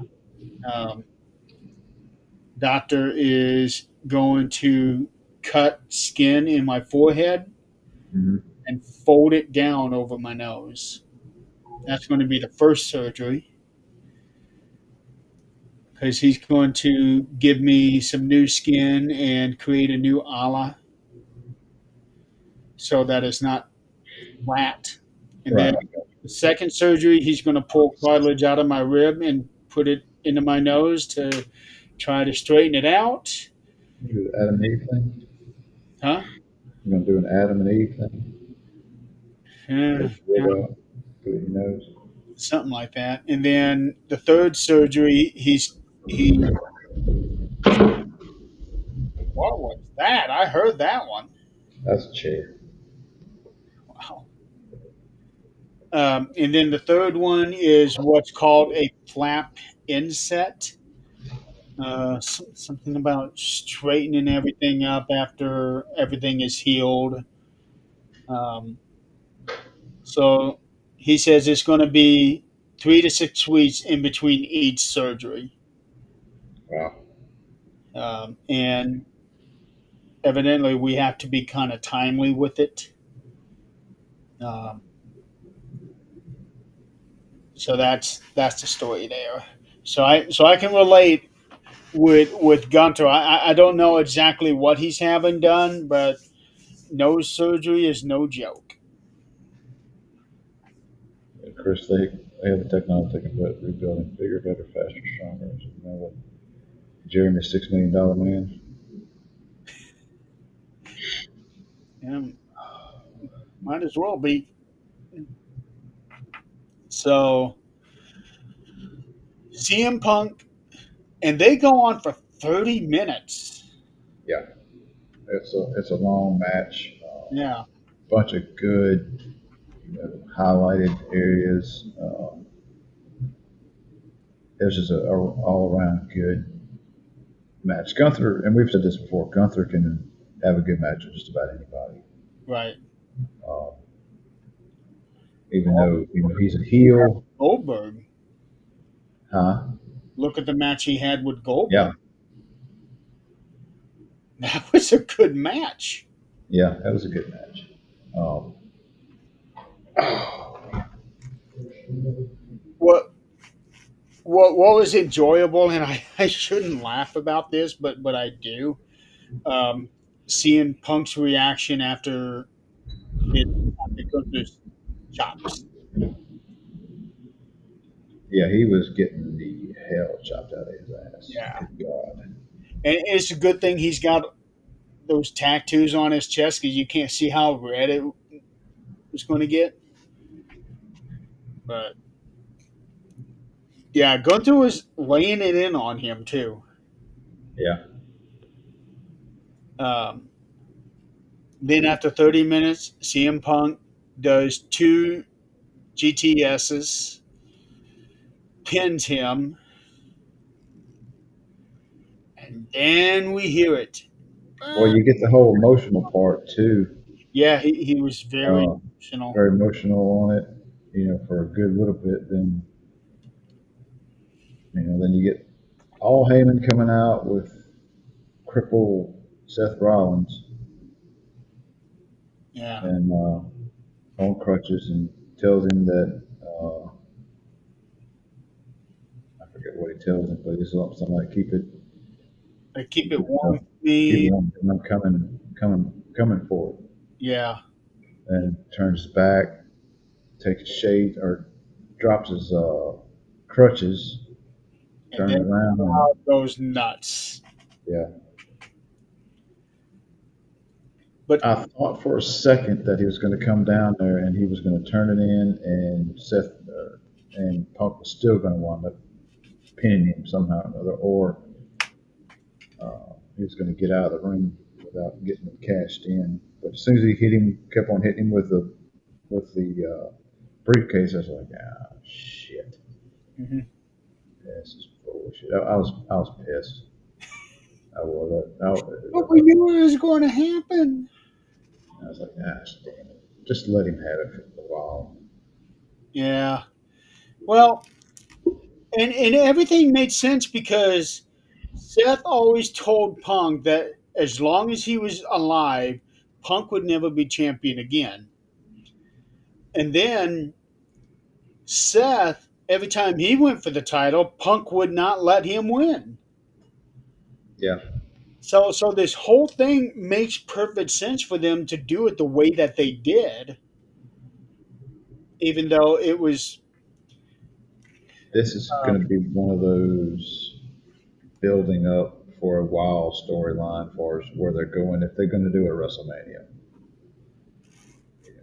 Um, that's that's what I think is actually going to happen. you got a long time, Yeah, long way now. I think Punk will end up winning the Rumble this next this next time, and then he'll go on to beat Seth at WrestleMania 42. I agree. It's just gonna you got a long time from now till then. Yeah, Right. so much can happen in all of this because you still got Heyman's faction, and they're having feuds here and there with not only Solo in it, or not Solo, with Roman in them, but you also have Solo's, bloodline still in the mix also. Yeah. So I think once Tama comes back, they are going to go full force.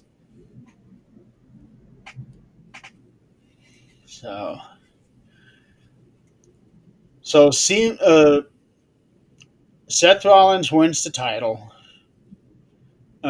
Michael Cole called it the ruse of the century, which okay, yeah, I kind of get, but everybody was speculating that the injury was a fake, and Here, here's my take on that whole situation. I think that LA Knight match with him and Seth, I think Seth actually did something to his knee because that ending to that match was not good. It was seemed like it was a we got to get out of here, get him, you know, changing direction on this well, loss. you see that's the thing. The interview that I saw with Paul Heyman, he said that that was the plan all along. Really. Now, what do you believe? Because I've seen interviews with him, with the whole Undertaker streak being broke. This particular interview, it felt honest. He there was nothing that he was saying that he was trying to mislead you in different directions. My This thinking is felt that like a true, honest interview. my thinking on this, and I haven't seen the interview. My thinking on this, he actually tweaked something, but it wasn't as bad as they thought, and they just kind of, all right, they're going to milk it for a little while. He's not injured. He'll be good to go in a week or two. I'm at that interview. I'm gonna send it. I'm actually gonna Okay. send it to you and Chris. And my thinking is he tweaked something, nothing really serious. They did the whole doctor thing, And it's like, well, let's turn this into the storyline, and we'll just say you're out for X amount of time, and then really surprise everybody, um, or at least some of us. This here is probably eh, this is the best Paul Heyman interview I've listened to. Um, and I intended only to listen to like the first 30 minutes because I still have my work that I needed to get done today. But he is just one of those people that I cannot stop the interview halfway through. I gotta go Paul back. Heyman is a genius He as far as is. business. I used to watch him years ago with when he was with Hot Stuff Eddie Gilbert and all that. It was just this is way before ECW. Right. Well, Um, just you could see some of the genius in that when he was um, in WCW with the Dangerous Alliance and the way that he did everything. So it is not surprising at all that he is where he is now. yeah, Hot Stuff Eddie Gilbert, and Missy Hyatt was there. Now that was she was she's a valet that needs to not really talk because I used to listen to her on Right. she was actually doing commentary. So I was like, good lord, you sound fake as hell. She wasn't there for her commentary. Yeah, but let's not get into that. She was there old school wrestling for her looks. And somebody also brought this up a long time ago. Who would have thought that between Vince McMahon, Eric Bischoff, and Paul Heyman, Paul would still be the only one left in the WWE? Yeah, you never thought Vince was ever going to go anywhere until he passed. Right. You know, um, Yeah, who would have thought that Paul, out of the three, Paul would be the only one still working? and call me crazy, call me, but Vince should be in the Hall of Fame. Agreed. I mean, regardless of what everything else is, he deserves to be in the Hall of Fame. Wrestling would not be where wrestling is without Vince McMahon. Love him or hate him. Hey, there you go. That can be one of the four that you were talking about. But we'll get into that later. Um, let's get into night two. We're already 2 hours. We need a Well, it won't be that bad because there's several matches on there that really wasn't that great. right. Um, well, the first two matches were Naomi defended the women's world title against Rhea Ripley and Io Sky. I thought for sure that Rhea would win. She would get the win over Io and also have something of a redemption for losing the title from last year. Right. Um, Naomi wins. Yeah, out of the kind of out of the blue too.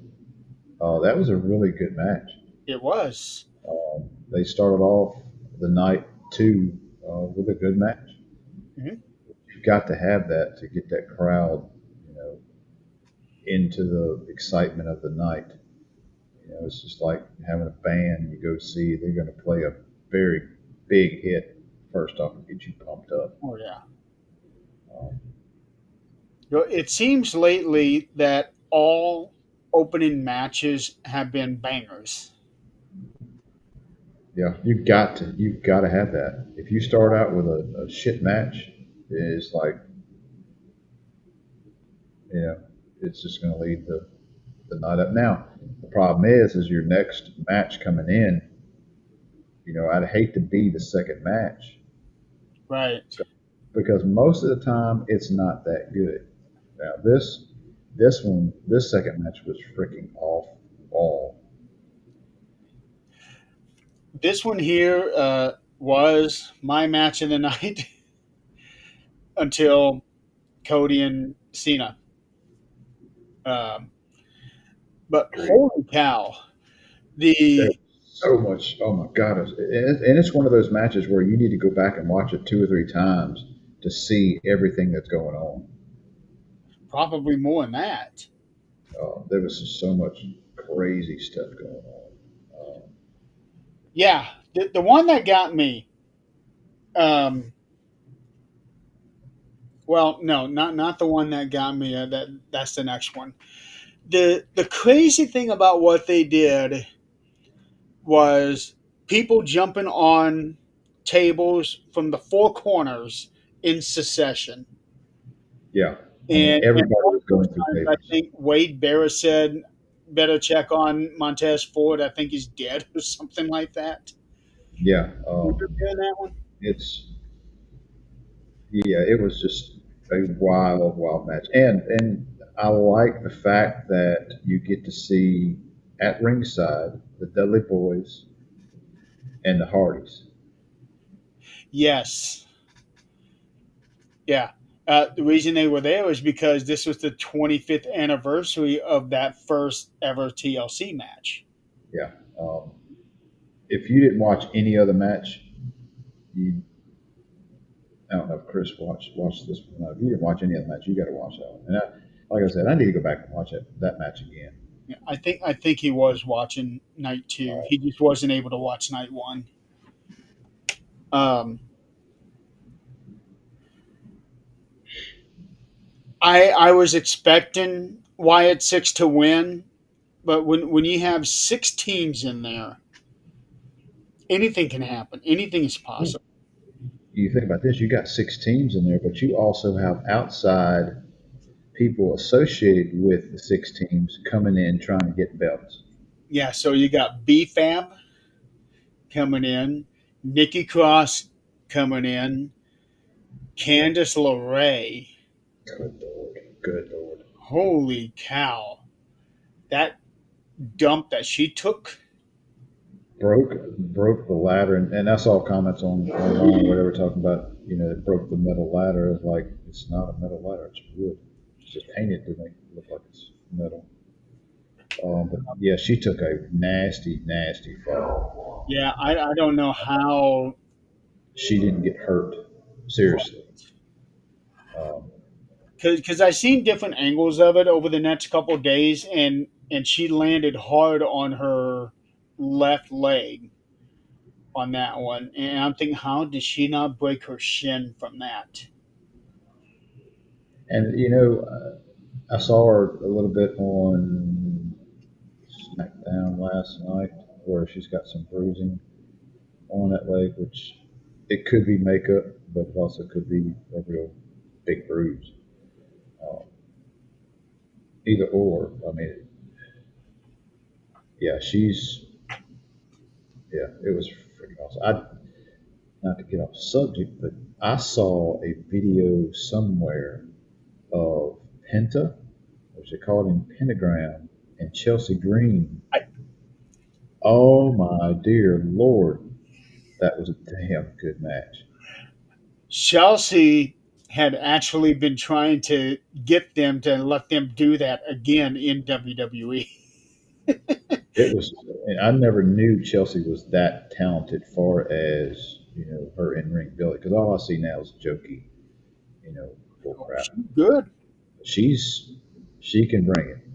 Yeah, she's good. I've seen some of her stuff. She can go. Yeah, I got a new respect for her. Yeah, Yeah, I ever I just love her work. She goes out there and makes herself look like an idiot, but she's enjoying it. and you know if here's the thing about it, it's like, well, she's just this jokey character, and she's doing this, she's doing that. She didn't really have you know titles or spots, but she's on freaking TV. Yeah, she's on TV, and what she does is memorable. Yeah, I'm on the show. I'm not behind the scenes and not getting in matches. I'm on the show. It may be jokey, it may be crazy, it may be a little on the goofball side, but I'm on the show. Yeah. Yeah, I'll take that paycheck. Yep. Um, there's another spot in this match where Tomasa is hanging. Um, Amazing. That's Canadian for Chris Canadian. sent us the thing about Candace. Um, so the thing that really got me was Tomasa when he was hanging down from the thing holding championships, and then Yeah, I think it was Nathan Frazier who was trying to spear him, just like what when Edge did that to one of the Hardys, and Tomasa flips himself up. yeah, and he's hanging on the damn Yeah, rings and all. he's So many people got their upside hands on down. those belts. So that Yeah, that was a good spot. I thought Never seen. that was the spot of the night. Yeah, I never saw that before, and uh, I really expected them to get the titles. Well, Um, that's what I'm actually waiting on somebody to do, to be hanging from there ooh, another and then spot. free one hand and take their titles off while he's hanging there. Did you That's see that kind of? Did you see that spot where they kind of? I forget who it was, but they kind of leapfrogged and and basically pushed the guy up and trying to grab the belts without climbing a ladder. Did you see that spot? uh, without climbing the ladder. Yeah. The guy was standing up under it, and his tag partner come running to him, and they kind of jumped and kind of pushed him up towards the titles. And that was in this match. Yeah, I must have missed it then. because Cole and them said that's something I've never seen before. Trying to, he almost got the titles without having a ladder. I'll have to go back and rewatch that too. It's like like I said, that match is you've got to watch it several times to catch everything that's going on. Yeah, I when that match was made, I'm thinking 12 people. Yeah, and it kept calling. See, I didn't know how many was in it. I knew there was four, but they just kept coming out, kept coming out. I was like, good Yeah, God, there is a lot of people in that ring. yeah. It actually ended up being 15 of them when you count. No, 16 because Uncle Howdy got involved too. Yep. That's half a rumble right there. Yeah, and you got tables and ladders and chairs. Oh my! In the middle of it. Oh, think of that. What if they did a rumble match with tables and ladders? Well, no, you can't I really wouldn't do do. ladders, but I don't know. To But no, eliminate, you have to put to a table. that was a great match. Um, I'm happy that Wyatt Six kept the titles. Well, the crowd was booing it. Yeah, they were. Well, they have been doing some heelish things the last few weeks. It shouldn't matter. That's the why it's sick. Heel or no heel. That's what I didn't like. The fact that it was still daylight when it came out, so they carried the lantern down. It's like I understand that the prop and it's the thing. It's part of your thing for your characters and It all should that. have been the next to last match. Yeah, there's no reason to. I agree. They should have moved that one farther down the card. Um, One, to have it at night. Yeah. Two, you just had a great match. Okay, let's stick, something else. And they probably thought this cage match was going to be really good. Um, No, no. that they could have stuck out one in the second one. I wouldn't care. And they probably also didn't want to have the TLC match right before the street fight. So I can understand that. Yeah, they could have done the street fight. second. Yeah. And then just swap But, those two around. but I was glad that YS6 won. I am a big Dexter Loomis fan. So I am so glad to see him being featured, even though it's a team. I am so glad to see him being featured on this level. Yeah. I really want to see more of them. I want to see storyline more of the White Sick than just you know occasional tag title defense. I want to see more. I think we will, Um, especially with Alexa and Charlotte. If they end up jumping over like what we're speculating, and I would love to see that because that would be totally against everything we've ever known about Charlotte. right.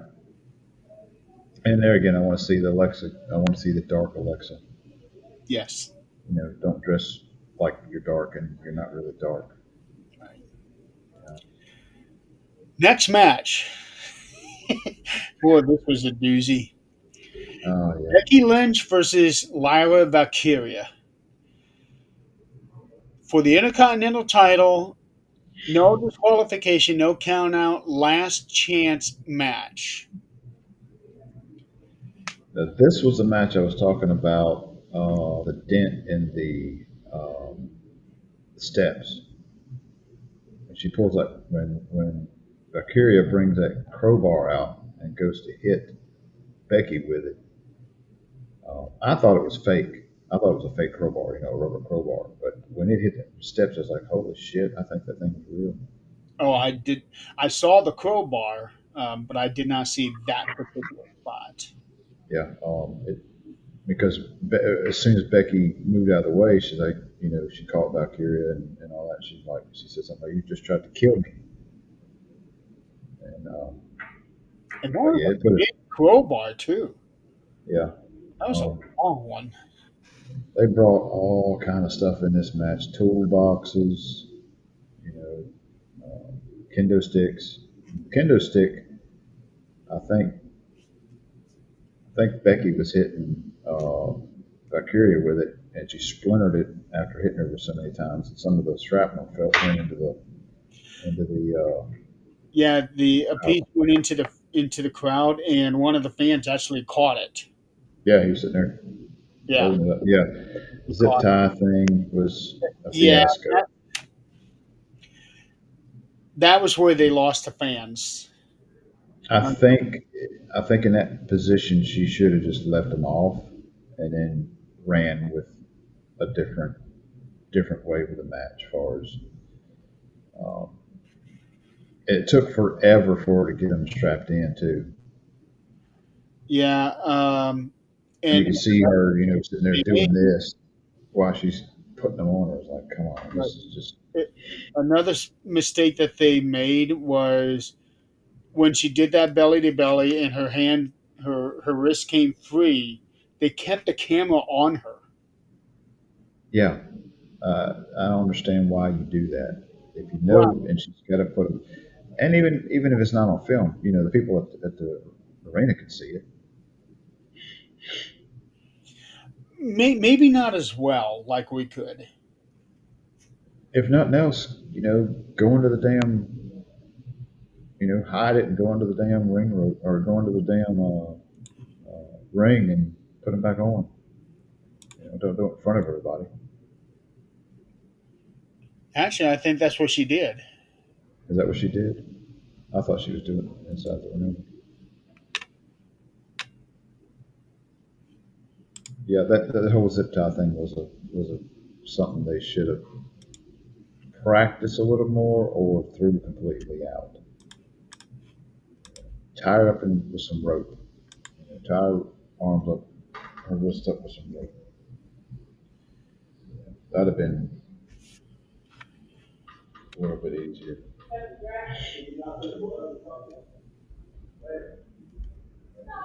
Yeah, Yeah, and she kept spraying the extinguisher too, and it wasn't nowhere near Becky. yeah, I saw that one too. They The entire layout of the match was great on paper. Wasn't executed good. Yeah, the poor execution. Um, let's see, how long was this match? This match was 25 minutes, and Now about halfway she, through, the crowd was just dead. because of your botches that you can see, it's like, all right, Right. this is. We know it's scripted. We know this isn't real.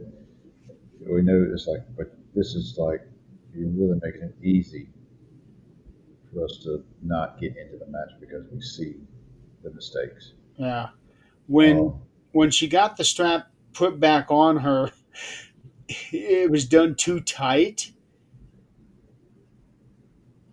because she had to go underneath the ring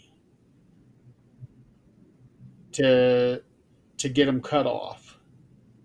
yeah, yeah, Um, and then another thing, what there at the end of the match was I did not hear a loud ovation for when Bailey came out. yeah. And they kind of, they're doing that, keeping the cameras off of it. And there was one shot where Valkyria comes off the turnbuckle and lands on Becky and maybe Bailey. And Cole, I think it was Cole, said, where did she come from? I was like, what kind of dumbass comment is that? Because I mean, you're sitting there at ringside, you know where she's coming from. Not no when you watch Michael, he is always focused on the screen in front of him. He's not even looking up at the Really? ring. Wade looks up. Michael is focused solely down here, Okay, well that makes more sense to more sense to me. mostly. Um, but it's not very often at all that Michael will look up. Now, when he's standing up, that's a different story. Right. Um, but yeah, I did not hear any crowd reaction when Bailey came out, and then the whole thing with Becky in that pipe when she was doing that is like she was just waiting and waiting and waiting and waiting, and then Bailey comes and grabs him. Wow, Yeah. this this match was not good. And it has the capabilities of being a really good match. It just things happen. It Right. seemed like it was just one thing after another too. It was like, look, we just need to take this thing home. And that's the sad thing there because they have been featuring Lyra pretty much every PLE this year. She took some major kendo shots during this She match. sure did. Good lord, she is She was going. hanging up there on the ring post. Yeah. Wow. So, You know she got some welts that night. oh yeah, Um, but yeah, like you said, it. Let's go home. This is not working out. yeah. Um, yeah, I felt bad for them because it had they had everything they needed for this to be a great match. But at the same time, like what you were saying about the first match, they had to follow that TLC match. Yeah. So the fans were already worn down from that match alone. Um, so that was another thing they kind of had against them with the crowd. Yeah. Um, and then following that match was the cage match. Which was it was crap. Yeah, it. I don't It remember made, anything about the cage match except for the very end. yeah. Fatu Solo kept trying to go out the door, and he kept stopping him, and it just wasn't. there was no, I don't think there was any blood in this thing either. It was just, it just was not a well thought out in ring type match, moveset wise. Um, and even when Solo winds up winning, falling out of the ring and winning a match, and then the guys coming there trying to beat him down, and then yeah, it was just not executed well. True.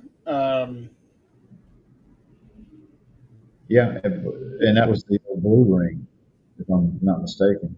The blue steel cage. Okay, They that steel cage was actually built for King Kong Bundy. That right. was It's not like what the they cage had you have used. now where it's chain link. Huh? It's not like the cage you have now where it's chain link. Right. Uh, Up until WrestleMania 2, they were using the chain link fence. And then when they did the match with Hogan and Bundy at WrestleMania 2, that's when they created the blue cage, um, mainly because of Bundy, because the chain link would Would not not hold be able to him. support him. Right. Um, and they kept that cage for at least 10 years, I think. Yeah. I Now, don't now remember when you they got stopped using now it. yeah, now you got so many different variations of cages now. You know, Hell in a Cell. Hell in the Cell. You know, you got the Elimination Chamber, which is just Oh, off the charts. oh yeah, and it's a dangerous one too. Oh yeah, oh yeah. It's like this big super dome, this big Thunderdome cage you got going on. Guys climbing up on the top and dropping all the way down. And oh yeah, Yeah. in the Oh War yeah. Games cage. Triple H almost died one night from that uh, Elimination Chamber when RVD come off and landed on his neck. That was that first one. Yep, Yeah. that was that first one. I remember watching that. And I was like, I was watching with my uncle, matter of fact, and I was like, something's wrong with Triple H. He ain't acting right. He's hurt. Yeah. Of course, you find out he went to the hospital right after the match. Yep. So I, somebody is going to get seriously hurt, especially EO, because they keep putting her in that War Games cage, and Doing crazy stuff. yeah, I am scared for her because she keeps doing something with that damn trash can. I Her, hope they kind of, I hope they kind of shy away from that. I do You too. know, Her luck is now, her luck is going to run out. Damn. and it's so much like you do it the first time and you're like, holy shit. It's like, wow, that was just Yeah. insane. It kind of waters it down a little bit when you keep doing something Right. with it. Damn. I almost got a Charlie horse in my leg. Trash can open Bob bar. Good lord. Don't give them any ideas. No. Yeah. Don't give him any ideas. Okay. Next Yeah, match. let's electrify the damn Bob bar next. Be quiet. Next match. Dominant Mysterio defending the Intercontinental title against AJ Styles. Now, I have a story to tell you here. I missed that entire match. Um, Something was going on. I had to step away from the computer. When I came back, it was right. They had like 1 minute left of the match. So I thought, okay, well, I'll make a second screen here while they're doing the commercials. I'll watch this. I watched that entire match and paused it when Stephanie came out to do the announcement for the attendance and then went back to that match. When they were done, Cody Rhodes was just now coming out. they had that much time in between the matches that I literally watched AJ and Dominic go at it during the advertisements. Yeah, and that was It 10 was, minutes and 45 seconds. yeah, To me, it was a decent match, but it wasn't that great. I do. I mean, the crowd is behind Dom, they are. um, But they and I were love also behind AJ because of his tribute to Eddie. right. Yeah, that was a big thing. I thought Yeah. that was really, really cool. And Um, his outfit too. yeah, I thought it was really cool. The match itself was an okay match. It wasn't a great match, but it wasn't Becky and Valkyria. He was better than the previous two. Yeah, and that may be why it wasn't a crap match along with it. Yeah. Yeah, yeah, I love the Eddie chants. You know, Yeah, well, because it was 20 years ago that they did the Eddie and Ray ladder match for custody over him. yeah, that and Chris just said including the Dom shoe coming off, which is also you kind of got the chair in there too. Um, the thing Doing about the whole chair incident. I enjoyed that part too. yeah, the chair was hilarious. The thing about the shoe, um, AJ acted shocked that the shoe came off, and then Michael was saying something to that effect, but you can clearly see him Unzipping it. working on that shoe to get it off. Well, that too, and Dom had it showed it later on a replay where Dom was unzipping the boot where it would come off. Okay, I did not see that. You I didn't see didn't that? see any strings at all. Yeah. He they showed on the replay right before that move set came in where he was what was he doing? He was figure It's four or fine to something. go back and rewatch that one too. Yeah, you could see him unzipping that boot right before that next move set come in Okay. because Cole said something about it. Yeah, that whole thing was a tribute to Eddie. I think it was really good. Yeah, it was. Well, it was 20 years ago that we lost Eddie. Yeah, It'll be 20 years in November when that he died. Hard to imagine he's been gone that long already. yeah, it is. I wonder where Chavo Guerrero is now. Uh, I had read that he had signed with WWE because they're planning on doing some kind of angle that involves Chavo and Vicky. Was Vicky there at SummerSlam? Did I Not see this year. her this one, or it was the last PLA where she was there? Maybe Well, it was she was at WrestleMania. Evolution. Yeah, where she was saying "Excuse me." Yes.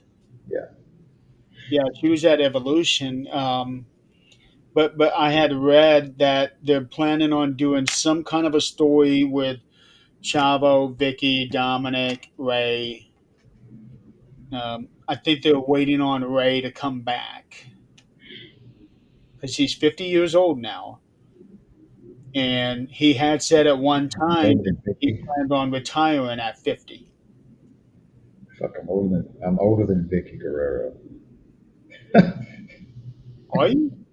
Yeah, if she's 50, I'll be 54 next month. Wow.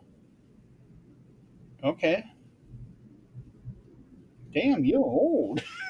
Yeah, now you see why I'm freaking hurting tonight. Oh, I get that. I get that. Okay, last match. John Cena versus Cody Rhodes. First of all, much, much better than what it was at WrestleMania. I'm going to go out on a limb, and you're probably going to disagree with me, but I think that is the match of the year. of the year. Yes, that Oh, is one of the best matches I've seen in a long time. Um, it was just that dang good. it Uh, it constant, was. the constant near falls. It was just it kept you on the edge of your seat. Well, that's something that I have read that a lot of people did not like because they kept, the Finishers, crossroads and the AA that like Cody kicked out of like 10 AAs, yeah. including the one from the second rope. That one I didn't agree with that spot. Yeah, When you're up on the top rope and you still get that. Um, yeah, I'm with you, Chris. The only thing I hate about right. spamming finishers. Yeah, finishers are finisher. It's now you got to look at it. It's different now. You know, everybody's kicking out of one or two finishers, I but know. usually after the third one, you're done. This was all the way through, the match. But I wish they wouldn't let them do that.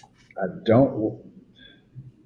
I still stand by what I said. I think it's the match of the year. Storyline wise, I didn't like the whole quick babyface turn of Cena, and then leading up this match. And It makes now, sense now. yeah, it makes sense now with Brock, but Yeah, it was too fast to me to turn babyface that quick, and then you're in the match and you but don't do anything heelish. You think know, about that. That is how good John Cena is.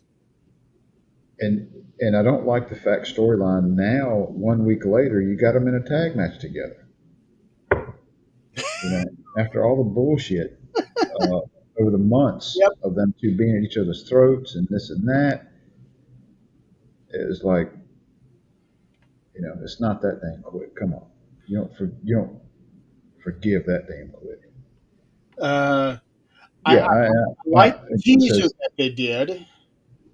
I like the teaser that they did at the very beginning when they started playing John's music, and it was still that black. And then once it jumped into the big music, everything changed, and he was already. The timing of that was perfect. that was good. Yeah, the timing of that was I perfect. really expected Out I really expected Cody to go heel. I expected him to turn heel during this match, which you for a know, second there, it looked like he was. yeah. And think about this match too. I mean, it was they did some stuff in there that I've never seen them do. I never saw the ring rope being disconnected and used as a weapon. John's done that before. Has he? Yeah, it was at one of the Rumbles. He had a match with Umaga, and the spot with Cody where he had him in that STF and using the rope in the Cody's mouth, he did that exact same thing with Umaga, um, and won that match that way. Yeah, they even used the barricade, the metal barricade in the. The metal barricade. What surprised me was John throwing the steps out of the ring to Cody. Yeah, That could have been bad. and that was early on in the match too. Yes, it was. I thought for Uh, sure Cody's hand was going to break. Um, but the best spot in that match, we're almost done. The best spot in that match was when they were under the stage and John, Kerry, and Cody coming up. The lighting and everything, that was holy cow. That is an immortal moment. right. I wish it had done more towards the end of that with that whole spot. I thought that was a really good spot. I thought he was. Well, he did end up carrying him to the ring. Yeah, he carried him a long damn way. I mean, Yeah, I would have, kept hitting him towards the ring instead yeah. of just carrying him that far. Um, And look how far he threw him with the AA there on that ramp right after they came up from the elevator. mhm. Well, you're already, oh, excuse me, you're already, downhill anyway. Yeah. Um, Still, that was quite a way. So John is still strong as shit. yeah, I'm seeing reports whether it be true or not of the reason Cena's retiring is because he's got some kind of major injury because of um, the years of taking the shots. It's like walking hunched over a little bit, and this and that. I haven't heard anything about any major injuries. I just remember him. I think it was with Stephanie that the reason he's retire is that he can no longer keep up on that level. Right, and it's understandable. Yeah, with his Yeah, age. I understand it. But on that match, it was Cody trying to keep up with him. Yeah, I understand it. Well, your mind still wants to do things that your body can't or doesn't need to do anymore. Yeah. Um, Let's see. John's 48 years old, so he's he's pushing 50.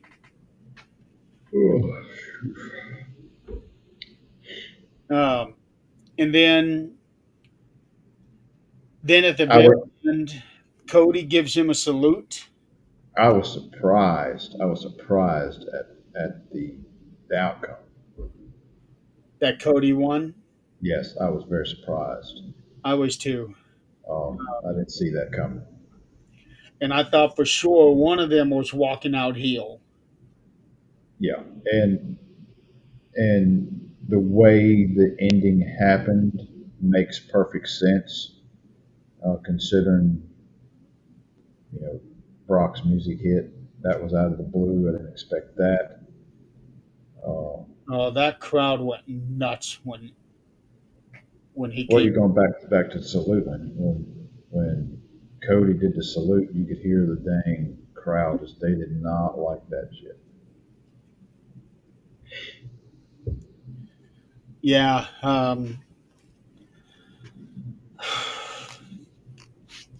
I'm still not 100% sold on Cody being the guy, but he's a workhorse Yeah, everywhere.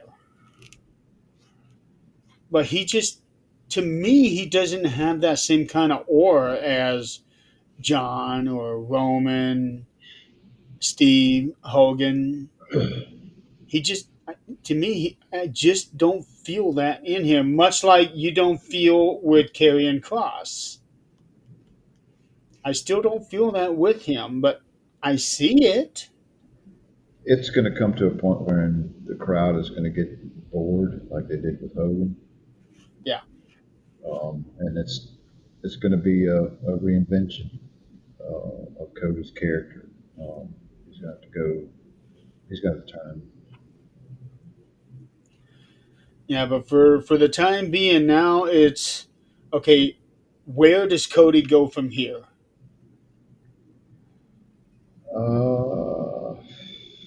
Trying to think of what happened. Because right now, it's leaning towards him Oh, and Drew. Drew. Yeah, Drew did this Claymore last night on him Yeah, when he was at the announcers table. And you can see on the replay where he did miss his head. He hit the right above it, yeah. but I mean he pushed him right through the bottom of the announce table, and left him laying there. So we're going to end up with Cody and Drew at Clash of Paris. So it hasn't been announced, but you can pretty much bank on that one. Uh, Yeah. we're getting John Cena versus Logan Paul. So we kind of knew that was going to happen after that tag match that they had with Cody and who did Cody team with? I don't even remember who did Cody team with. I'm gonna look it up. Who the other night? No, when it was John and okay Jay Uso, it was Cody Rhodes and Jay Uso versus John Cena and Logan Paul. Yeah, Chris and Q. What do you want to talk about tonight? Yeah, I don't like that catchphrase. It's not catchy. Come up with something else. Yeah, well that's the name of his podcast too now. Yeah, it, it just doesn't work for me. But he hasn't really been doing that lately either. No, and he may understand. It's like they're just not catching on. It's not a yeet. Right. You know. So now going to Brock, there's a lot of controversy on him right now. The whole thing with the Vince McMahon trial, him being Oh, named. Now here's what I find odd. I read a report where she said that Brock did not do anything, but she was offered up to him, right. and initially, supposedly, he agreed and then changed his mind. Um, and now, since he has returned, there was a statement from her, one of her lawyers, basically saying that now women aren't safe or something like that. Pe- People are not. There's a lot of people not happy about Brock being back, but there's a lot of people who are happy about Brock being back. He's back for one more match. For You John, know, yes, right. That's what it boils down to. yeah, because John specifically requested him. It was a very big surprise to see him show back up. Yeah, Um, I thought maybe The Rock would show up. yeah, it's like where has he been? You know, I know. it's like that whole final boss, sell your soul shit. It's like let's see Roman and Rock. Give it to us. You know, I have my doubts about that too now, because they should have had that match 2 years ago. So I don't know if they will ever get to that now. well they're both getting older, so I mean if you're gonna do it, you got to hurry up and get it done. Right. And there again, you do it and it turns out to be just a shit match. You know, That's always possible. Look at Undertaker and Goldberg. yeah. Um, But but that's not really their fault. Goldberg hit the ring post with his head and gave himself a severe concussion. So that's why that match ended up being really bad. versus Um, Hobbs. Yeah, but The Rock is 52, 53. I I think if we do get that match, I think that them two are professional enough and know the business enough to where they're going to give us a good match, barring somebody not getting seriously hurt during. But I think it can be that good. Right. Um, Roman is 40. So if he wanted to, he can still continue for a few more years. But he said, as far as from what I understand, after this contract, he's done. Well, you got nothing else to prove. No, he's done it You know, all, really. enjoy your retirement. And he's one of those guys that I don't think he's not going to retire and go away. he's going to retire and he's going to do something behind the scenes. Uh, Well, maybe I don't know. Even He's if it's just NXT occasionally, kind of like you're doing, like Taker's doing now. I mean, he's retired. He's still around a great deal. he's It's supposed to be doing a some movies. Like he's been cast in Street Fighter. Um, and ironically enough, so has Cody Rhodes. Is he going to be Johnny Cage? Cody? Cody? Johnny Cage? No, he's someone else.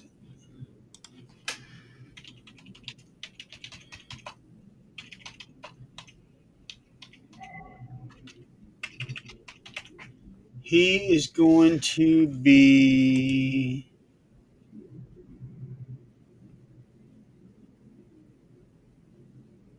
I'm not sure how to pronounce this. It's Guile.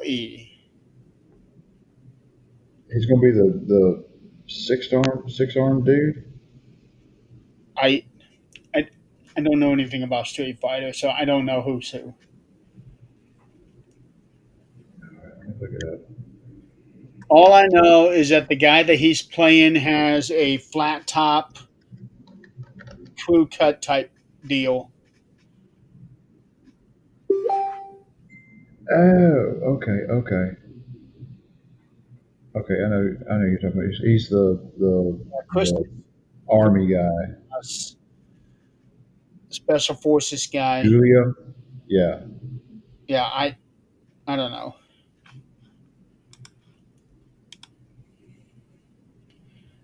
Um, but supposedly Cody's role in that movie is minor compared to what Roman's role is. I guess right. Well, he's got the title, so it's just going to be one of those. yeah. Um, So, but getting back to Brock, um, John Cena specifically requested him when they was asking John who does he want to work with for this final year. So naturally, I'm sure he requested CM. Well, supposedly he said, "Just give me who you want. I'll work with them." But Triple H said we asked him who he wanted to work with, and Brock was one of them. So sure, R-Truth was one of them. Randy Orton, CM Punk. We're kind of going through the greatest hits, right. and there was no bigger rivalry, I don't think, for John than Brock was. Maybe CM Punk. Yeah. So curious to see what's going to happen. Um, yeah, that's the only title he has not won. Win that, and then let Ron Killings beat him for it. Yeah, he's won everything else. He's won the Rumble. He's main evented several WrestleManias. He's won Money in the Bank. He has not won King of the Ring, but he doesn't need to. He's already a King in the Ring. Um, but still, that was a fantastic match. Definitely in the running for a match of the year. Oh, God, he screams well, somewhat with me. Um, but as a whole, night two just didn't quite live up to what night one gave us. Yeah, And a lot of that had to do with the two matches there in the middle. I agree. Um, but at least this match was so much better than WrestleMania, and I still wonder if that's by design, that because John Cena wanted to ruin wrestling and all of that, and that's why they had the kind of match they had at WrestleMania. make it a bad match, and then have the rematch and just blow everybody away. Oh yeah, yeah, it was good. So, oh wow, it's 11:50. Shit. Yeah, I gotta get into bed. Yeah, I've still got to get my writing done for the day. Holy shit. Yeah, well, I'm almost done. So probably 30 minutes and I'll be done, if that. So, do you want to announce the Hall of Fame thing? Yeah, so we have been talking about doing this Hall of Fame for a little while, and we decided that Hulk Hogan should be the one to open it up. Yep. And the time in here is perfect. We're going to be doing it on Monday, the induction, and Monday also happens to be Hulk Hogan's birthday. So it just made perfect sense there. And then after that, we're gonna figure out what we'll do later. We haven't come up with a criteria yet, but we're gonna be throwing some ideas around. Oh, I already got a pick, for myself. I think somebody that would deserve to be in there. And I'll discuss that with you. yeah, Um, like but let's both come up with a list of, say, let's each come up with 10 people, okay, and then if there's anybody that we both agree on, we'll go with that. Mulkey okay, Brothers. I heard of them. do it. Mulkey Brothers. They're like the worst tag team ever. I haven't heard of those guys. Look them up. Look them up. Okay, well, we're going to call it a night. Thank you, Chris, for playing along with us. And, I guess we'll be back on Monday. Chris and Kate came in. She came in for just a little bit. Yeah, catch us Monday. That's right. Kate did come up. Um, great jobbers. Yeah, I guess that's one way of putting it. Mike Boyette.